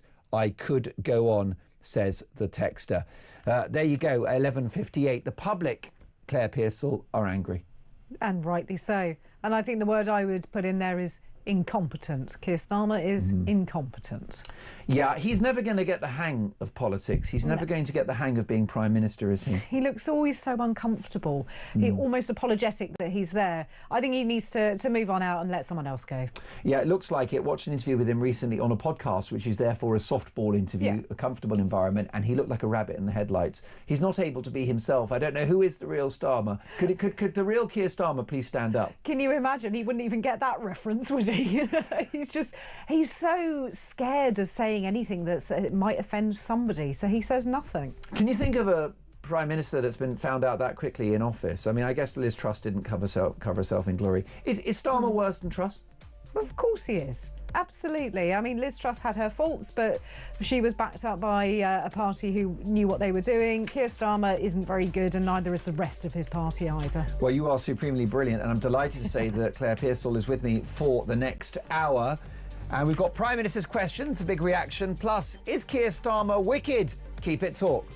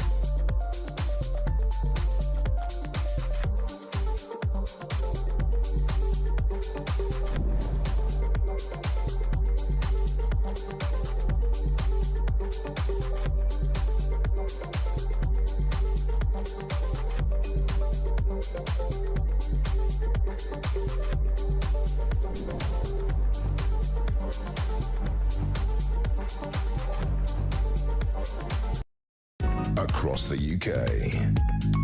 On DAB+. On YouTube. On your mobile. And on your side. This is Talk.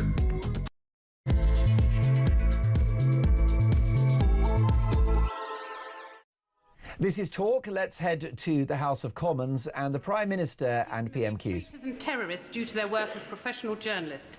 They gained refugee status here in 2021 and are now 3 months away from being eligible for indefinite leave to remain. The UK is their home, but their stability and family life are being threatened by changes in government policy.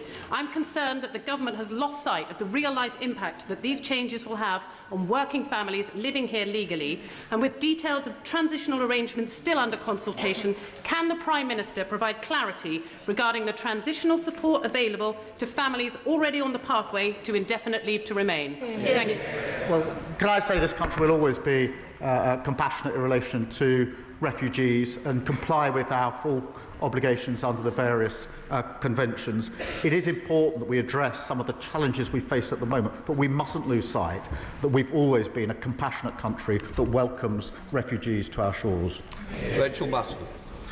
Mr. Speaker, while the last government was indifferent to child poverty, this government's driving mission must be to eradicate child poverty, and the strategy is a first step on that path. Over the first 1,001 critical days in pregnancy and early years, poverty contributes to malnourished babies, developmental delay, hypothermia and poor life outcomes. This is unacceptable. So will the Prime Minister lift pregnant women and babies out of poverty in York and across the country in this Parliament and ensure that we relieve poverty over the first 1,001 critical days? Can I thank her for raising this? And I'm proud that babies born today will have a better start in life thanks to our decisions. Mr. Speaker, I am particularly concerned by maternity services, and that's why we've commissioned a review so every mother is heard, gets proper care at what should be a special time, and currently too many are failed. We're funding healthy babies services in 75 of the most deprived areas, and we've taken action to save parents up to £500 a year on infant formula. It is a moral mission of this government to lift children out of poverty, and we intend to do so. The Leader of the Opposition thinks that maternity pay is excessive and would go back to the failment that puts hundreds of thousands of children into poverty. Kevin Baden, not the Leader of the Opposition. Thank you, Mr. Speaker. And can I echo the sentiments of the Prime Minister? The thoughts of the whole House will rightly be with the family of Lance Corporal Hooley, who tragically died supporting Ukraine in her fight for freedom. Can the right honourable gentleman tell the House why are his own MPs describing him as a caretaker Prime Minister? Mr. Speaker, my own MPs are very proud. We've just passed a budget which protected our public services and our NHS. No austerity which brought our NHS to the ground. We've created the conditions for economic stability with the headroom we need. And Mr. Speaker, we're concentrating on the single most important issue for families up and down the country, which is the cost of living, by taking £150 off their energy bills. That's in addition to the £150 for the 6 million of the poorest household. We're concentrating on what matters to the country. She's trying to save her job. Mr. Speaker, let me answer the question for the Prime Minister. He's being called a caretaker because everyone can see that he's lost control of his party. And this lot, they're all so busy trying to replace him. Order. Sorry. Can I just say the same people are making the same noises they made last week. I did say last week it wasn't the right time. I wouldn't do it this week. So please, let's not carry on with the way we left it last week. Kevin Baden. Mr. Speaker, they can make as much noise as they like. We all know that this lot are so busy trying to replace him that they've taken their eyes off the ball. Let's start, Mr. Speaker. Wait for it. Let's start with the Energy Secretary, who wants to recycle himself as leader. He said he'd cut families' energy bills by £300. Can the Prime Minister tell the House how much have energy bills fallen by since the election? Well, Mr. Speaker, I'm very pleased to say we're taking £150 off energy bills. I can also tell her that that's on top of the £150 we've taken off last year for the 3 million poorest families, now for 6 million poorest families. Mr. Speaker, she talks about leaving. The problem for us, last week, What? Mr. May, I've told this side, I'll now tell this side. We don't need the pantomime auditions anymore, please. Mr. Speaker, last week I pointed out that 3 of her ex-MPs went to reform. That included the former Deputy Chairman, Jonathan Gullis. He liked to think of himself as a straight talker. He said they're finished and they've lost the trust of the British people. In total, Mr. Speaker, 21 ex-Tory MPs have now left for reform. The real question, Mr. Speaker, is... The real question is, who's next? We can all see the Shadow Justice Secretary twitching after his come and get me plea from the member of Clacton. Mr. Speaker, we need no lessons from them. Mr. Speaker, I asked him about energy bills. He could power the national grid on all of that hot air. He promised to cut energy bills by £300. Energy bills have risen by £187. But let's look at someone else who's making a mess. Let's look at the Education Secretary. Oh, there she is. Labour pledged to recruit 6,500 more teachers. So can the Prime Minister tell the House how many extra teachers are there since she became Education Secretary? More than when they left office. I'm very proud to say so. We're in an upward trajectory. Mr. Speaker, they left our health service on its knees. They left our schools in a mess. They left our economy absolutely broken. They should be utterly ashamed of their record in service. Wrong.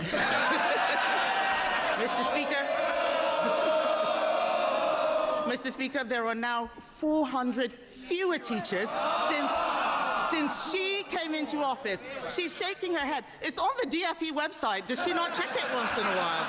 I can understand that the Right Honourable Lady is angry. We're all angry at the mess she's making. The Prime Minister doesn't know what's going on in energy. He doesn't know what's going on in education. Does he know anything about what's going on in the Home Office? Last year, the Prime Minister promised to recruit 13,000 more police officers. How's that going? Prime Minister. 3,000 more by the end of March, and we're rising on police numbers. Mr. Speaker, they left the Home Office. The criminal justice system is utterly broken. Sir Brian Leveson has said on that. They lost control of our borders. They lost control of every single department. And she's obviously spent the morning rehearsing for the Liz Truss show. She's probably going to be the guest star next week. Both of them talking about how Liz Truss was 100% right. But what Liz Truss said was the Conservatives need to take... No, they don't want to hear it. The Conservatives need to take responsibility. The Conservatives need to take responsibility for their 14 years of failure. That was Liz Truss, their former leader. So perhaps she'll heed that, get up and say sorry.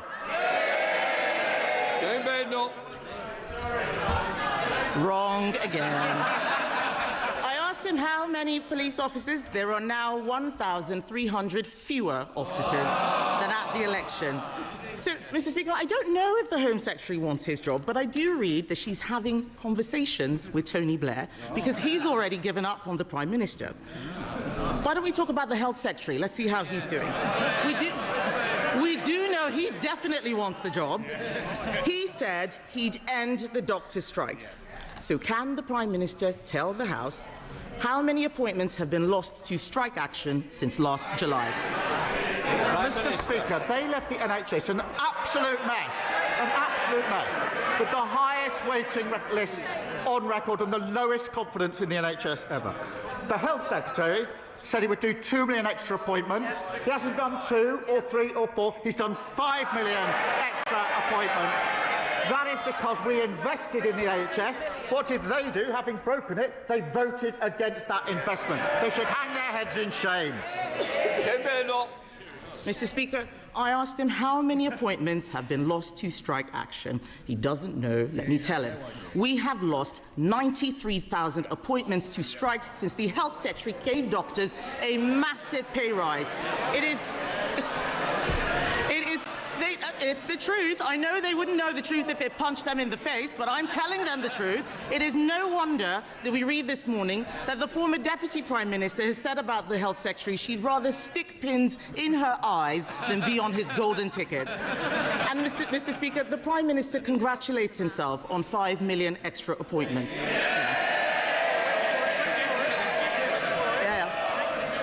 In our last year of office, we delivered 6.5 million extra appointments.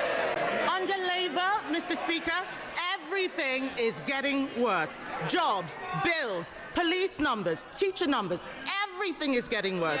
The Cabinet should be doing their own jobs. What are they doing? They're trying to compete for the caretaker's job.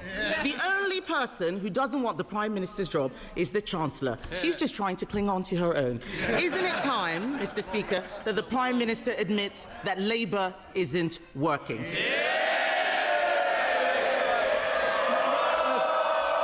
Mr. Speaker, she's living proof you can say whatever you like when nobody is listening to anything you have to say. There's absolutely no substance. She's no credibility on the economy. She still believes that Liz Truss was 100% right. She wants to go back to austerity with £47 billion of cuts. She thinks the minimum wage should be frozen too high. She's got no credibility on foreign policy. She complains about trade deals she tried to get and we got. She says that we should stay at home and not attend NATO or the G7. On issue after issue, she's clinging on to reform.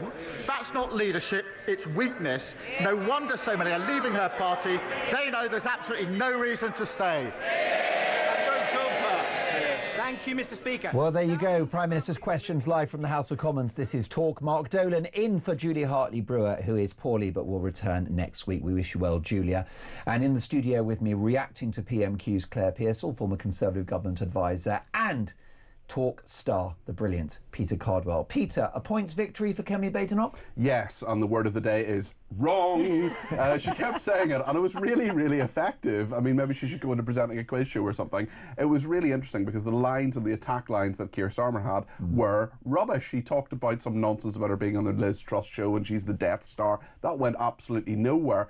Kemi Badenoch was absolutely in control there. I've criticised her on numerous occasions. I'm no sort of fangirl of Kemi Badenoch, but she's getting better and better every week. And she went through the rivals of the Prime Minister. She went through all those different issues that people really care about, the health service, how many teachers there are, how many police officers there are, the economy as well, and sort of wove in really skillfully, I thought, the problems with the fact that so many people see Keir Starmer as a very weak leader. So I think this was a very skillful Prime Minister's questions. I think Kemi Badenoch is in control. I think she's enjoying it as well. One person not enjoying it, Keir Starmer. Has Kemi Badenoch come good too late, Claire? No, it's not too late at all. I think she's now found the way that she works best. I think the team around her have finally given her the room to have a bit of personality when it comes to PMQs, because it previously was very, very textbook, keep with the same set of questioning, but now she's allowed to stretch that out, and she is very good. And I think we'll see the wrong T-shirts coming out on the Conservative It'll merch. be a meme in a few minutes' time. But she was very, very good. She's asking about those areas such as education. She knows the answer. She's formulated the question, and you can see that the Prime Minister just gets really, really tetchy, and he stands up really quickly to try and fire back and come up with an off-the-cuff quip. Doesn't work. And her attack line seems to be based around the idea, Peter, that everything's getting worse. She's looking at policing, education, crime, you name it, and she's saying that Labour's failing on all counts. And the one that she didn't mention, and I thought she could have, but also she doesn't really need to because everyone knows it's utter nonsense, is what Rachel Reeves has been saying about national insurance rises, those rises for employers to pay extra tax when they employ people. I mean, I know you've had people on your show, Mark, I've had loads of people ringing in my shows as well, saying, look, I run a small business, 99% of businesses in this country are 7 people or fewer, and I mean, I think it was just yesterday actually, I was speaking to as someone who said they wanted to set up a new restaurant, pizza restaurant, would have employed 8 people. There would have been a £400,000 investment. It would have probably broke even in year 2. Sometimes these things take a while, obviously, with the investment. They said, actually, we cancelled that. We're not doing it anymore. Those are 8 jobs that don't exist anymore directly because of national insurance rises. Rachel Reeves says that's not the case. And when Keir Starmer stands up and says, oh, bills have gone down, energy bills have gone down by £150, maybe they have for some people, but for the vast majority of people out there who are paying their energy bills,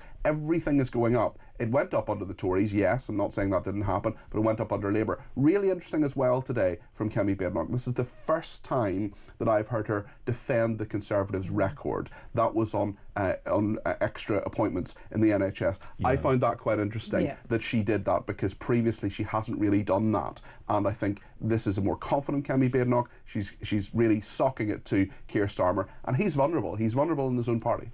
Most definitely. Well, look, it was a very feisty session in the House of Commons, but speaking exclusively to our own Jeremy Kyle, here is what Kemi Badenoch had to say in a special interview with Jeremy about a potential Tory reform pact. Would you, for the good of the country, get together with Farage and Reform to make sure we never have to deal with this shambles of a government ever again? We owe it to the British people to make sure that we end this mess. But I get that. To spend more on benefits. No, I get that. But would you not, in 3 years, to keep this lot out again, would you not say, I have to do right by the British people? So that is what I can say. I will guarantee that I will do right by the British people. The best option is the agenda that the Conservatives have. Reform has a slightly different agenda. They say things, but they don't really understand. They don't do the work. They want more benefits. They're telling everybody everything. I'm not telling everybody whatever they want to hear. I'm being honest. And what I have said is that, local councils, you look for people who are going to deliver a Conservative agenda. That is what I promise people. A fantastic interview from JK. He got a lot out of Kemi Badenoch, including an answer about whether Nigel Farage is a racist. Do you fundamentally believe that Nigel Farage is a racist, Kemi Badenoch? Well, he's never said anything racist to me, but a lot of people are coming out saying he did say those things. He should just apologise. If he just said, I was a kid, I'm sorry, I shouldn't have said that, it was wrong, people shouldn't speak like that, this would all have gone away. And that's the problem. It's not that he's racist, that he doesn't care. And actually, I think as a serious politician, if you want to run the country, you should care about how the words you say impact people. Doesn't mean that you shouldn't say anything. I'm sticking up for Nigel Farage because I'm happy to be here with you, but do we get to a point where, I'm going to say again, I'm 60, I can't bloody remember what I had for breakfast yesterday, let alone what I said 45 years ago. Interesting is it's not 1 or 2 people, they've got like 20, they've got 20 people, so it's a lot of people. Whether he remembers or not, he didn't deny it. He said, well, actually, he wasn't trying to hurt people. Nigel's a big boy. He should just stand up, put on his big boy pants and just say, do you know what? I'm sorry, I didn't mean it. The fact that he doesn't want to do that is a bit strange to me. That's what I would have done. Head over to Talk and go to YouTube, Talk on YouTube, I should say, and you'll be able to hear back that fascinating interview between Jeremy Kyle and Kemi Badenoch. The issue, Claire Pearsall, is it doesn't matter how good Kemi Badenoch gets, her party is toast. I disagree. I don't think the party is toast. I think there's an awful lot of work to do. People were milling around, not coming together because of the drubbing that we'd had at the election last year. But I think now she's giving them something to be excited about again. So I think once the party pulls together, actually, it's a hell of a lot stronger than people think. This is the leader that people thought they were electing a year and a bit ago, isn't it? And the leader that they're finally getting. But is it too little too late, Peter? I think she's got plenty of time until the next election, but I also think the march of reform is something that no Conservative leader has ever really properly dealt with before. Maybe in 2019, but yeah. Nigel Farage has hoovered up market share in the last 12 months. Absolutely correct. On Kemi Badenoch's watch. Yes, and she has been too weak. She needed to be much more front-footed. The kind of boldness needed to be there. She's also factually wrong in that interview where she says Nigel Farage didn't deny it. He has come out and said that he didn't say those things that he's accused of a number of years ago. It's important to clarify that point. But in terms of Kemi Badenoch, yes, I think she's found her mojo now. It'll be very interesting to see how people respond to that. Most definitely, Peter. So good to see you. Back for Drive at 4? Not today, but I'll be back on Friday for mid-morning at 10 o'clock. Hardest working man in broadcasting. Brilliant, brilliant Peter Cardwell. And Claire's going to stay with me till 1, which I'm delighted about. Is Sir Keir Starmer a wicked man? That's next.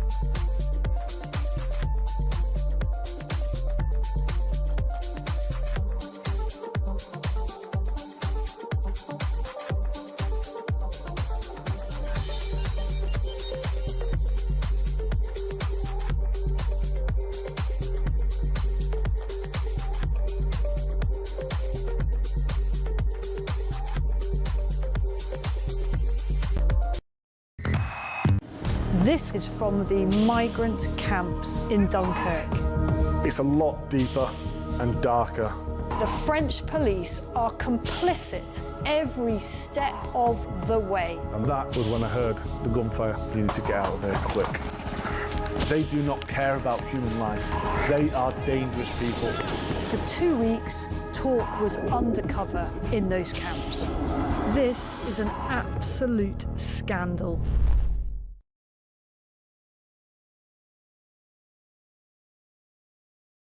Across the UK, on DAB+, on YouTube, on your mobile, and on your side.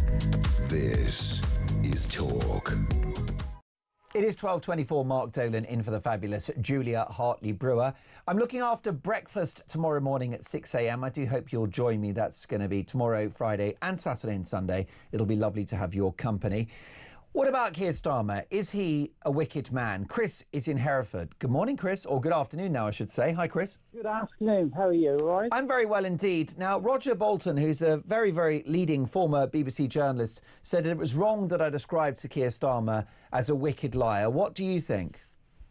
Well, to be honest, he is a liar, to be honest. And to be honest, I listened to the Prime Minister's question time just now.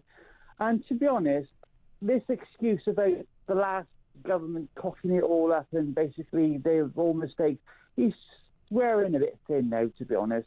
They've been in government for about 16 months now, is it? Yeah, year and a half. To be honest, it's just pathetic, to be honest. And I thought Kenny had a really good day today at the Prime Minister's questions. Well, yes, she had a clear theme, didn't she, Chris, which is everything is worse. Yeah. And the thing is, with West Street and the doctors, basically, he's in charge of the NHS and he should be sorting it out. And the thing is, giving the doctors all this money and everything, he's a person that's in charge, not the Conservatives, not nobody else. He is. So he needs to get off his bottom and sort the problems out.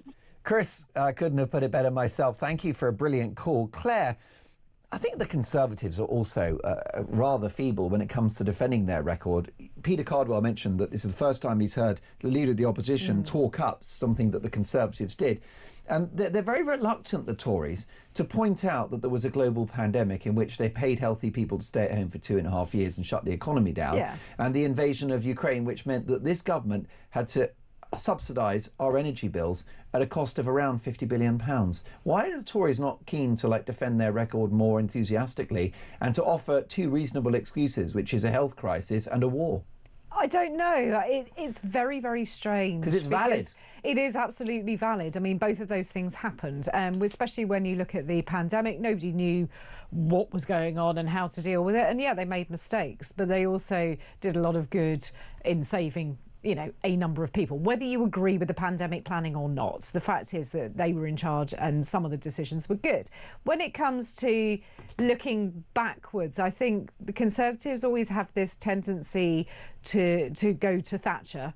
And I actually quite enjoy that. And Kemi Badenoch has re-established the Labour isn't working 1979 slogan. Yes, it was old school, it was retro. Absolutely retro, but it was perfect for the moment. Most definitely. Mike is in Poole. And Mike, should we mandate masks to stop the spread of the latest strain of influenza? Hello, Julia. Hello. I've transitioned. It's a successful operation. By the way, you can't become Julia, sadly. Right. Okay. No, I was being a bit contrary. I absolutely agree that a mask, particularly the surgical ones, cannot stop this tiny little virus. However, I do think there's lots of people now that are quite happy to cough and splutter and possibly carry the virus in their sneezes. Yeah. Whereas in the good old days, wave my fingers around, we used to use tissues and handkerchiefs and didn't cough and splutter over the avocados. I think that's more of a problem, and it might make a difference if people wore masks. So I think you raise a good point, Mike. I would say that when people sneeze, when they cough, they don't cover their mouths anymore. They don't use a hanky. And correct. Your argument is that if you had masks, it's a form of courtesy, actually. It might not stop the virus, but it's certainly going to stop droplets of spittle landing on your face when you're sat next to someone on an underground carriage. Correct. Yeah, that's my opinion. Yeah. Yeah, Absolutely. well, that's it, Mike. Well, listen, it's all about balance, isn't it? I mean, do you own a mask? Actually, no, I don't think I do now. I'm just looking in the car to see if I've got one I can put on, but no, I don't have one. There you go. Well, listen, Mike, thank you for balancing that debate. It is all about opinions. Will you be wearing a mask in order to stop the spread of the influenza virus? 0344 499 1000. More to come. And what about this headline in the Daily Telegraph? Bardella, I will stop the boats, right? This is the hopeful for the presidential race in France in 2 years' time. He's ahead in the polls. He's basically France's Farage. So can he help to stop the boats? And could a dream team of Farage and this new French president eliminate illegal immigration across Europe? We'll get an expert response to that next.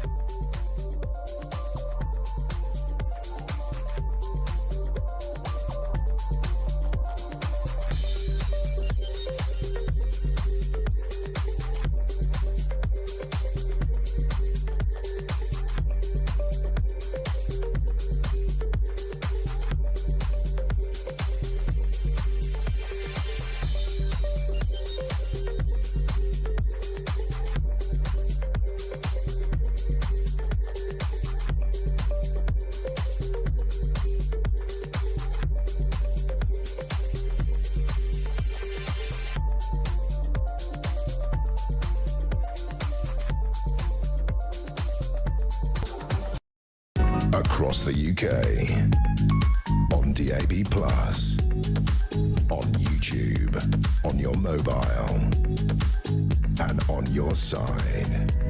This is Talk. 12:30, it's Talk Radio and radio and TV as well. My goodness, it's everything. You can listen to us on DAB+. You can also watch us. Just head to YouTube and search Talk and up we pop. On the masks, this from Sal. Mark, no point wearing a mask. They didn't do anything before, and it also causes hypoxia as you breathe in the carbon dioxide that you need to expel when you breathe out. They're useless and pointless. People like me who have asthma, it makes our breathing worse. I do remember during the course of the pandemic that it was a big problem for blind people as well, and for the deaf who like to lip read. Joanna in Salisbury. Mark, I think that Starmer is beyond evil. I think he has an agenda that he's working towards. We saw a year of planning the rhetoric for the budget. Now he sent Lammy and Lord Hermer out to Strasbourg to fix the problem of the far right in the EU by rescuing the ECHR treaty. He is cementing the UK into the ECHR so we can't get out of it. Like 12 years of fishing, signing up long 13-year contracts for incoming migrants. The list is growing so that whomever follows him, there is a stranglehold on the UK. Andy says, Mark, that had to be the weakest performance from a Prime Minister at Question Time I've ever seen. He was pathetic, says Andy. Elliot says Starmer has done nothing but lie about numerous things, as if we don't know, or only that I believe should be in prison. I think he has blood on his hands. He's worse than wicked. And Chris says, to be honest, too much to be honest. There you go. Kemi was a breath of fresh air, says Pauline. I like listening to her. Dictator Starmer nearly made me choke on my lunch when he said that she had no credibility. How can the man who has lost all credibility say that with a straight face? Nick in Bristol. No, Keir Starmer is not a wicked man.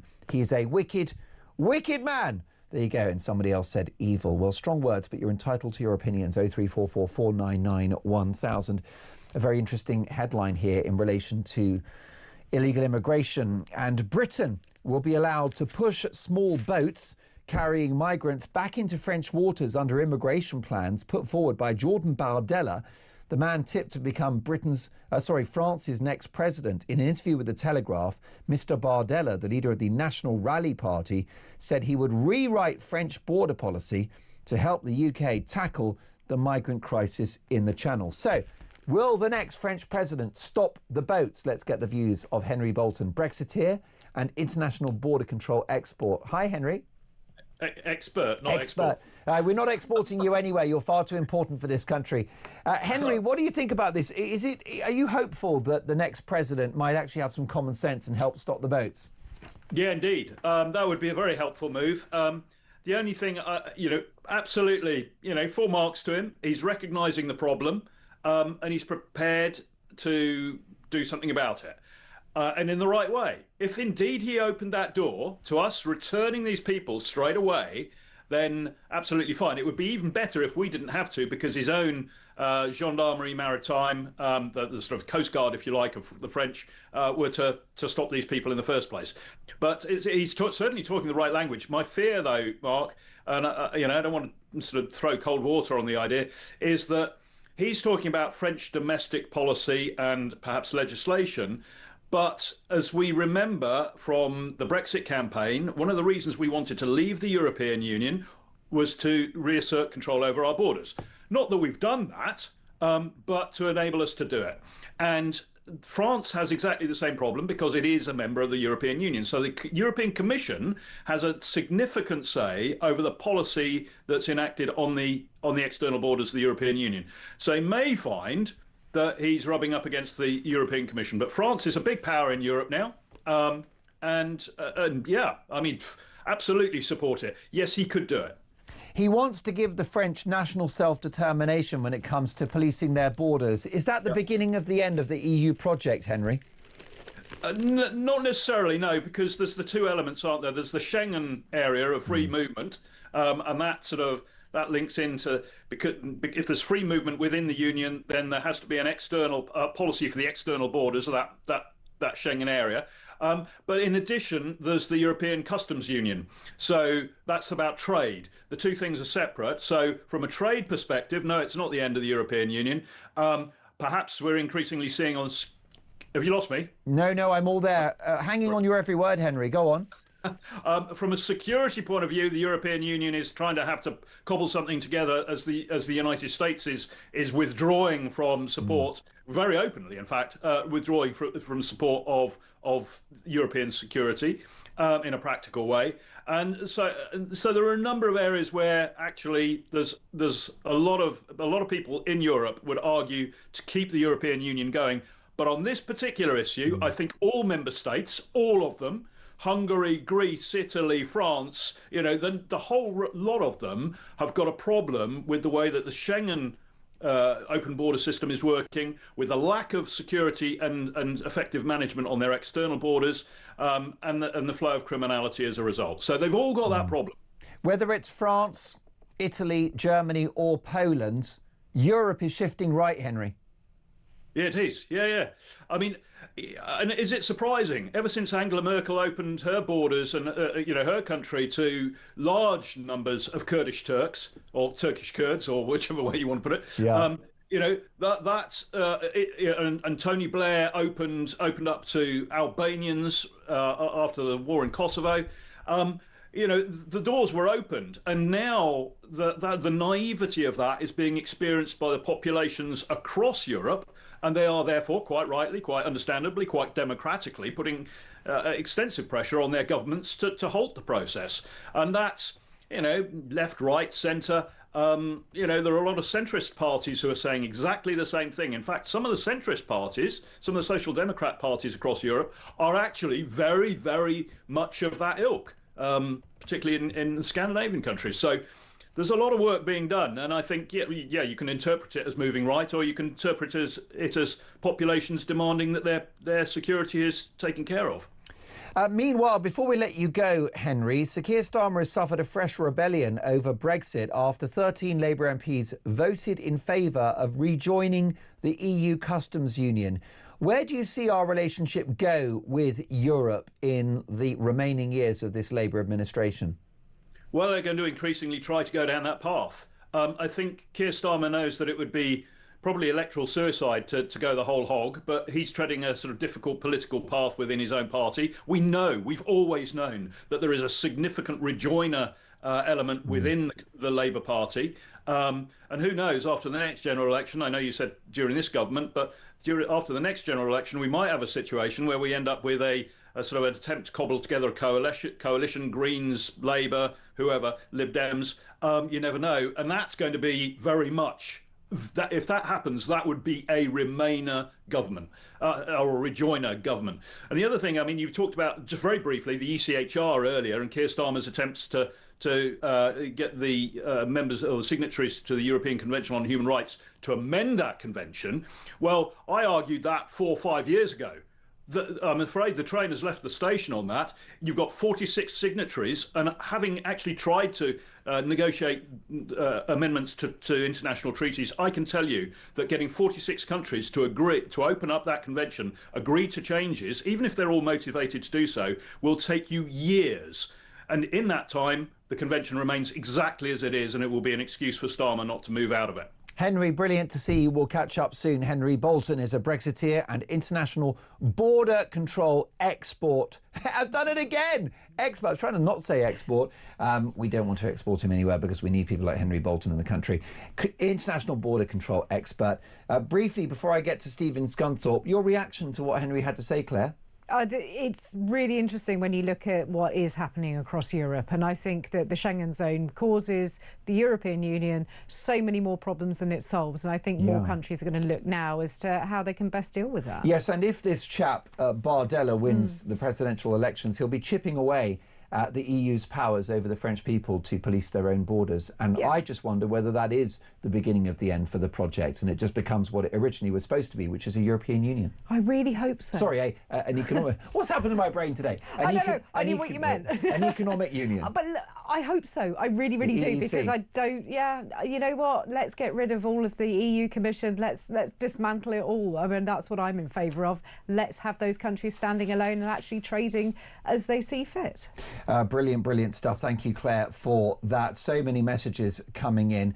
Steve says, good afternoon, Mark. Starmer and his ilk are, in my opinion, despotic, using our democracy against us. He and they will go down in history infamously, not famously, as I suspect he thinks they will. They are a despicable government, which I cannot wait to see the back of. That is Steve. Another Steve is in Scunthorpe. He joins us now. Hi, good afternoon, Steve. Welcome to Talk. I haven't got long to talk because I've got a customer, but Oh gosh, okay. Well, where are you working? Okay. Who's your customer? Okay. What are you selling, Steve? Guitars. Oh, grubs. Okay. Right. Well, listen, I'll let you sell a guitar quickly. Is Keir Starmer wicked? I think he's wicked. He could stop a lot of these girls being abused. It's in his power. And why is it the left have got control of the English dictionary? What does the meaning of scum mean? Yes. Why can they use these words, but we're not? I mean, it's even like these rallies they have, you know. Scum is worse than wicked, isn't it? Is scum worse than wicked? Well, I don't know. But it's their interpretation, isn't it? And I think it's wicked that he's allowing young girls to be brutalised, basically. You're so right, Steve. Listen, I don't want to prevent the sale of a guitar. Is it electric or acoustic? It's an electric one. Nice one. Well, look, I don't know if I'm going to sell one, but parts for it. Well, I hope you can. Steve, we don't want to impede your economic activity, but will you call me again when we've got more time? I'd love to speak to you again in the near future. Thank you for that, Steve, who says that Labour are quite happy to call their opponents scum, but we can't call Sir Keir Starmer wicked. Tarquin is in the capital, London. Hi, Tarquin. Is Sir Keir Starmer wicked? He's worse than wicked. He's evil. Just wanted to praise you, commend you, Mark, on your way that you dealt with that condescending bully early on who tried to browbeat you into the way you shouldn't talk on the radio. Well done. He was called Roger somebody. I'd never heard of him. Roger Bolton. Oh, thank you for that, Tarquin. Yes. So keep it up. Don't ever let these people bully you. If you've got your opinion, you're allowed to say it. Ofcom rules say you can have an opinion. That's as you say. That's why you and Julia et al. are employed for that. You don't have to be. You're not the BBC with a license, with a bloody royal charter up your backside, are you? So just ignore Roger. He's a buffoon. Anyway, just a quick one on Kemi. I'm a bit worried about Kemi. I wasn't bringing up about that, but I think she's a bit performative. I'm a bit concerned that they're not substantive enough yet. She's doing quite well on the PR optics, but I think come the day, everyone's still going to pile in behind Nigel. That's my view on that. And yes, of course, Starmer's wicked. He's worse than wicked. He's on this agenda, as we all know what that is, but we're not going to talk about that. But yeah, he's pure evil. He's evil because he knows what he's doing. He's letting these rapists in on the south coast, and they're worried about men in green jackets and other Russians. I think the problem's a bit closer to home than that, Mark, don't you?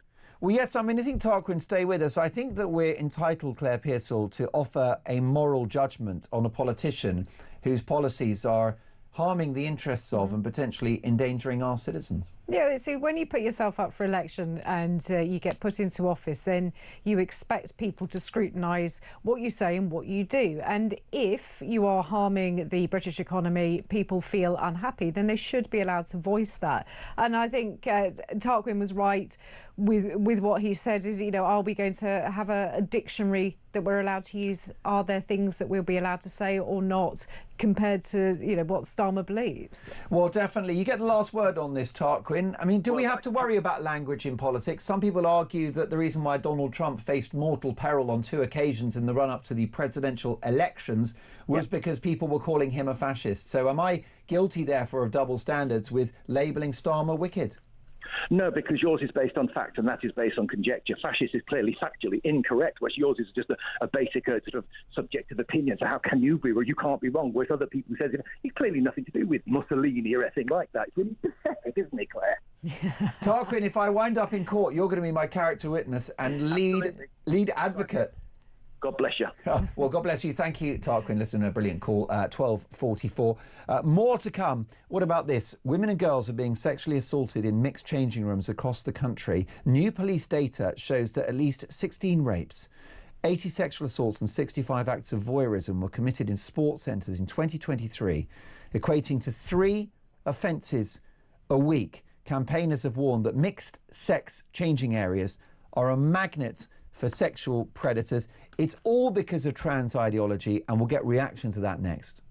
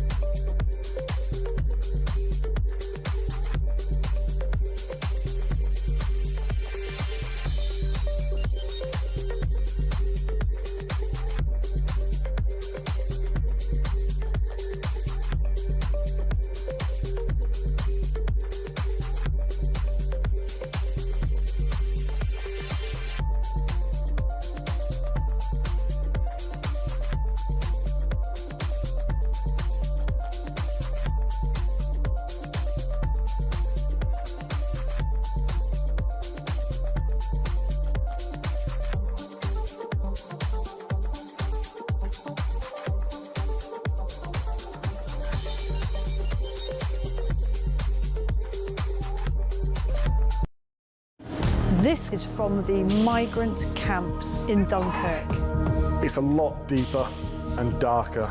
The French police are complicit every step of the way. And that was when I heard the gunfire. You need to get out of there quick. They do not care about human life. They are dangerous people. For 2 weeks, talk was undercover in those camps. This is an absolute scandal.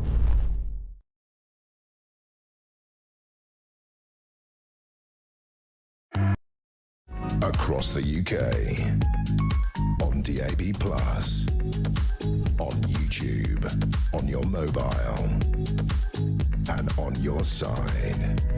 This is Talk.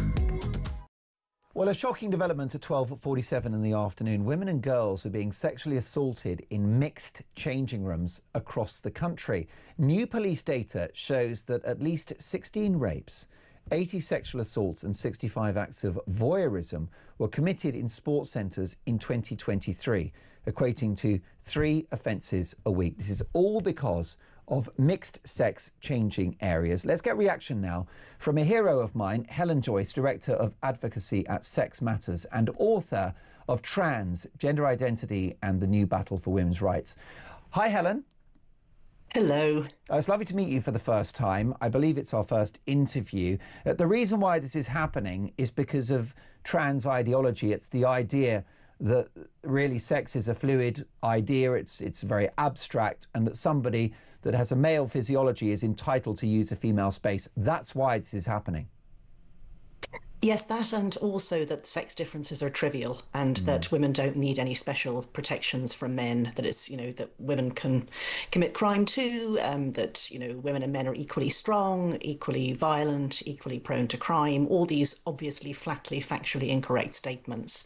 So if you know that you're going to have men who want to come into the women's changing rooms, the easiest way to solve that from the point of view of the person running it is just not to have any women's changing rooms. But also you don't do the sort of risk assessment that you should unless you are clear-eyed on what are actual sex differences. So men are much stronger than women. Men commit nearly all sexual crimes. Women are overwhelmingly the victims. That is why we have separate sex spaces in the first place. That, together with dignity and privacy, people prefer to be with people only of their own sex. And yet, all over the country, places like swimming pools are going mixed sex instead. And what they're doing, this is a political fudge, isn't it, in order to try to keep everyone happy. And as usual, the people that suffer are women. Yeah, exactly. I mean, what we're talking about is those sort of changing village things, and it's important that you do have some of those at a swimming pool because you get families going. So they're places that people can bring in a child of the opposite sex, or both parents can go in with their kids. But they're flimsy, they don't have floor-to-ceiling doors. They're obviously, if a lock doesn't work or something, the door opens into a mixed-sex communal space. And very importantly, they're very convenient for people who want to slide a mobile phone under a door or under a barrier between two of the cubicles, or to go in and to place a camera. I mean, one of the cases that the Women's Rights Network, who did this research, excellent organisation of grassroots feminists, one of the cases they highlight is a man who, when he was found committing voyeurism, there were 7,000 images of girls, young girls, on his phone that he had got in similar places. So, of course, it's a small minority of men, but those men can commit really large amounts of crime, and they make women feel unsafe. And just knowing that a man might be in the cubicle next to you makes you feel unsafe, so women won't go to these places. That's what happens when we design safety out of public spaces. Women just silently don't go. They don't go, and of course others that won't go are those of a deep religious faith who will find it more difficult to use a mixed sex changing area because of their beliefs. Yes, I mean, I don't know how people can do equality impact assessments and come up with this as an answer, because you're meant to think hard about things like different religions, both sexes, and the fact that it's women who do most of the care work supporting other people, like, for example, an elderly mother. It's likely to be a woman who wants to bring her swimming. The fact that women and girls give up sport more than boys do, there are more barriers to participation. It's a stated goal of the government to keep girls, teenage girls, because that's when girls drop out, in swimming. And that's exactly when girls are super self-conscious about their bodies, and exactly when the sort of pervy men who we're talking about here start perving on them. So specifically, we should be thinking about what makes those girls feel the most safe, secure, comfortable. Things like single-sex sessions for swimming, but definitely single-sex spaces, exactly when you're so self-conscious about your growing body and you're maybe worrying about dealing with periods for the first time. I mean, really, it's unconscionable that in order to placate a small fringe bunch of ideologues, that half of humanity is being thrown under the bus like this. Stay with us if you can, Helen Joyce. With me in the studio is Claire Pearsall, a former Conservative government advisor. And what we're hearing from Helen and from this research, Claire, is that mixed sex changing areas are undignified, uncomfortable and dangerous. Absolutely, and I think Helen hits the nail on the head, especially when you're looking at the uptake or longevity of sport for teenage girls. Now, I've been a teenage girl. Admittedly, it was a long time ago. I would say a decade by the looks of it. I love you for that. It's not true. I would have been extremely uncomfortable in a mixed-sex changing space. I was really self-conscious about how I looked, how I was dressed, what my hair looked like, and it would have just completely freaked me out. So I would never have gone swimming or played sport, which I absolutely adored. So I was quite pleased that my school, for example, had single-sex changing rooms. The local leisure centre also did, and I took up a sport that was a mixed sport anyway, so, you know, we were all good. But I think we need to be really mindful of all the rights of women are being eroded, and it's just happening. Little chips are being taken, no one's really noticing, and no one's standing up for us apart from the likes of Sharon Davis. You've got Helen Joyce and Sex Matters, who are excellent. Women need to be aware, and they need to be very, very unhappy. Most definitely. And Helen, let's call a spade a spade. Going back to religion or cultural sensitivities, it's unlikely that many British Muslim women will use a mixed sex changing area. That's just a provable fact, and that's egregiously wrong. I mean, exactly. Orthodox Jewish women as well. About a quarter of women have had a serious impact from sexual violence of some sort. Women like that are much more likely to feel even more uncomfortable and scared in such spaces. You know, there's all sorts of reasons. A woman who has a health issue, or a woman who, for example, has had a mastectomy or something like that and may need some extra privacy when she's changing.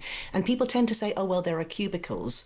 But, you know, cubicles don't feel as safe when you know that there's a man on the other side of the wall, and also you always worry about the door. And I can say some things, Helen, I can say some things that you can't say, which is that men and their etiquette in the bathroom is horrific and abysmal and awful. You know, men make a mess in the bathroom, okay? The gents' toilets are always, you know, a disaster. Why women should be put through that. And you've also got the spectacle of, you know, a bloke coming out of a cubicle in a mixed sex bathroom, Helen, doing up his flies. I mean, all of this is completely unacceptable.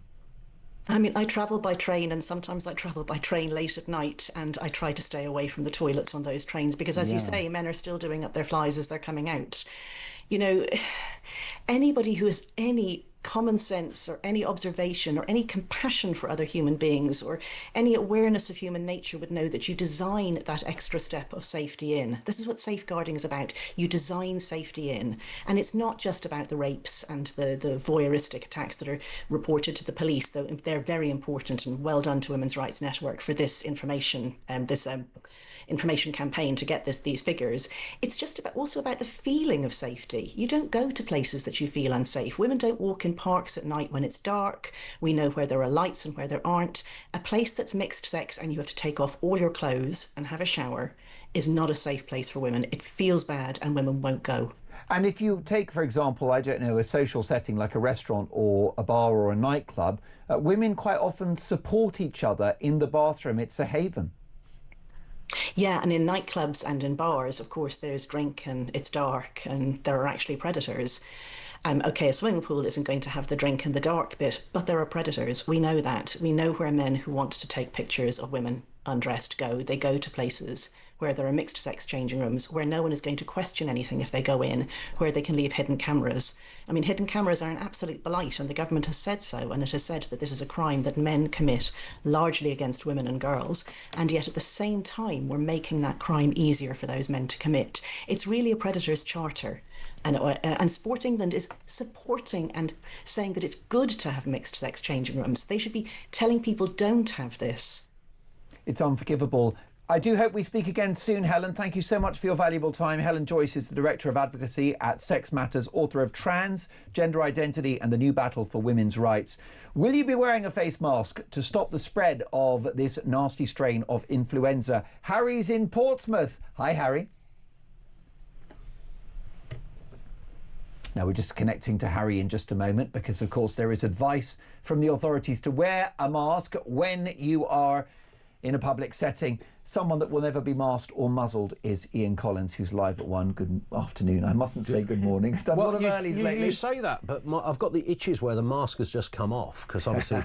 and you know, the proof is that nobody else in the newsroom out there has got flu. Oh, it's a miracle. I mean, I haven't got it either. So it must have worked, right? Well, the thing about that's what the science says. Apparently so. You have the immune system of an ox. Nothing's going to take you down, Ian Collins. Oh, really? Yeah, absolutely. Never even had a flu jab. Never. right? Yeah, it's just one of those things, you know. When you look like this and you're this kind of. Why is Claire laughing at me? No, it's the Seven Oaks fresh air. That's exactly what it is. Yeah, you are kind of gifted. You know, when the Messiah plonked me in that particular town, I realised full immunity was granted.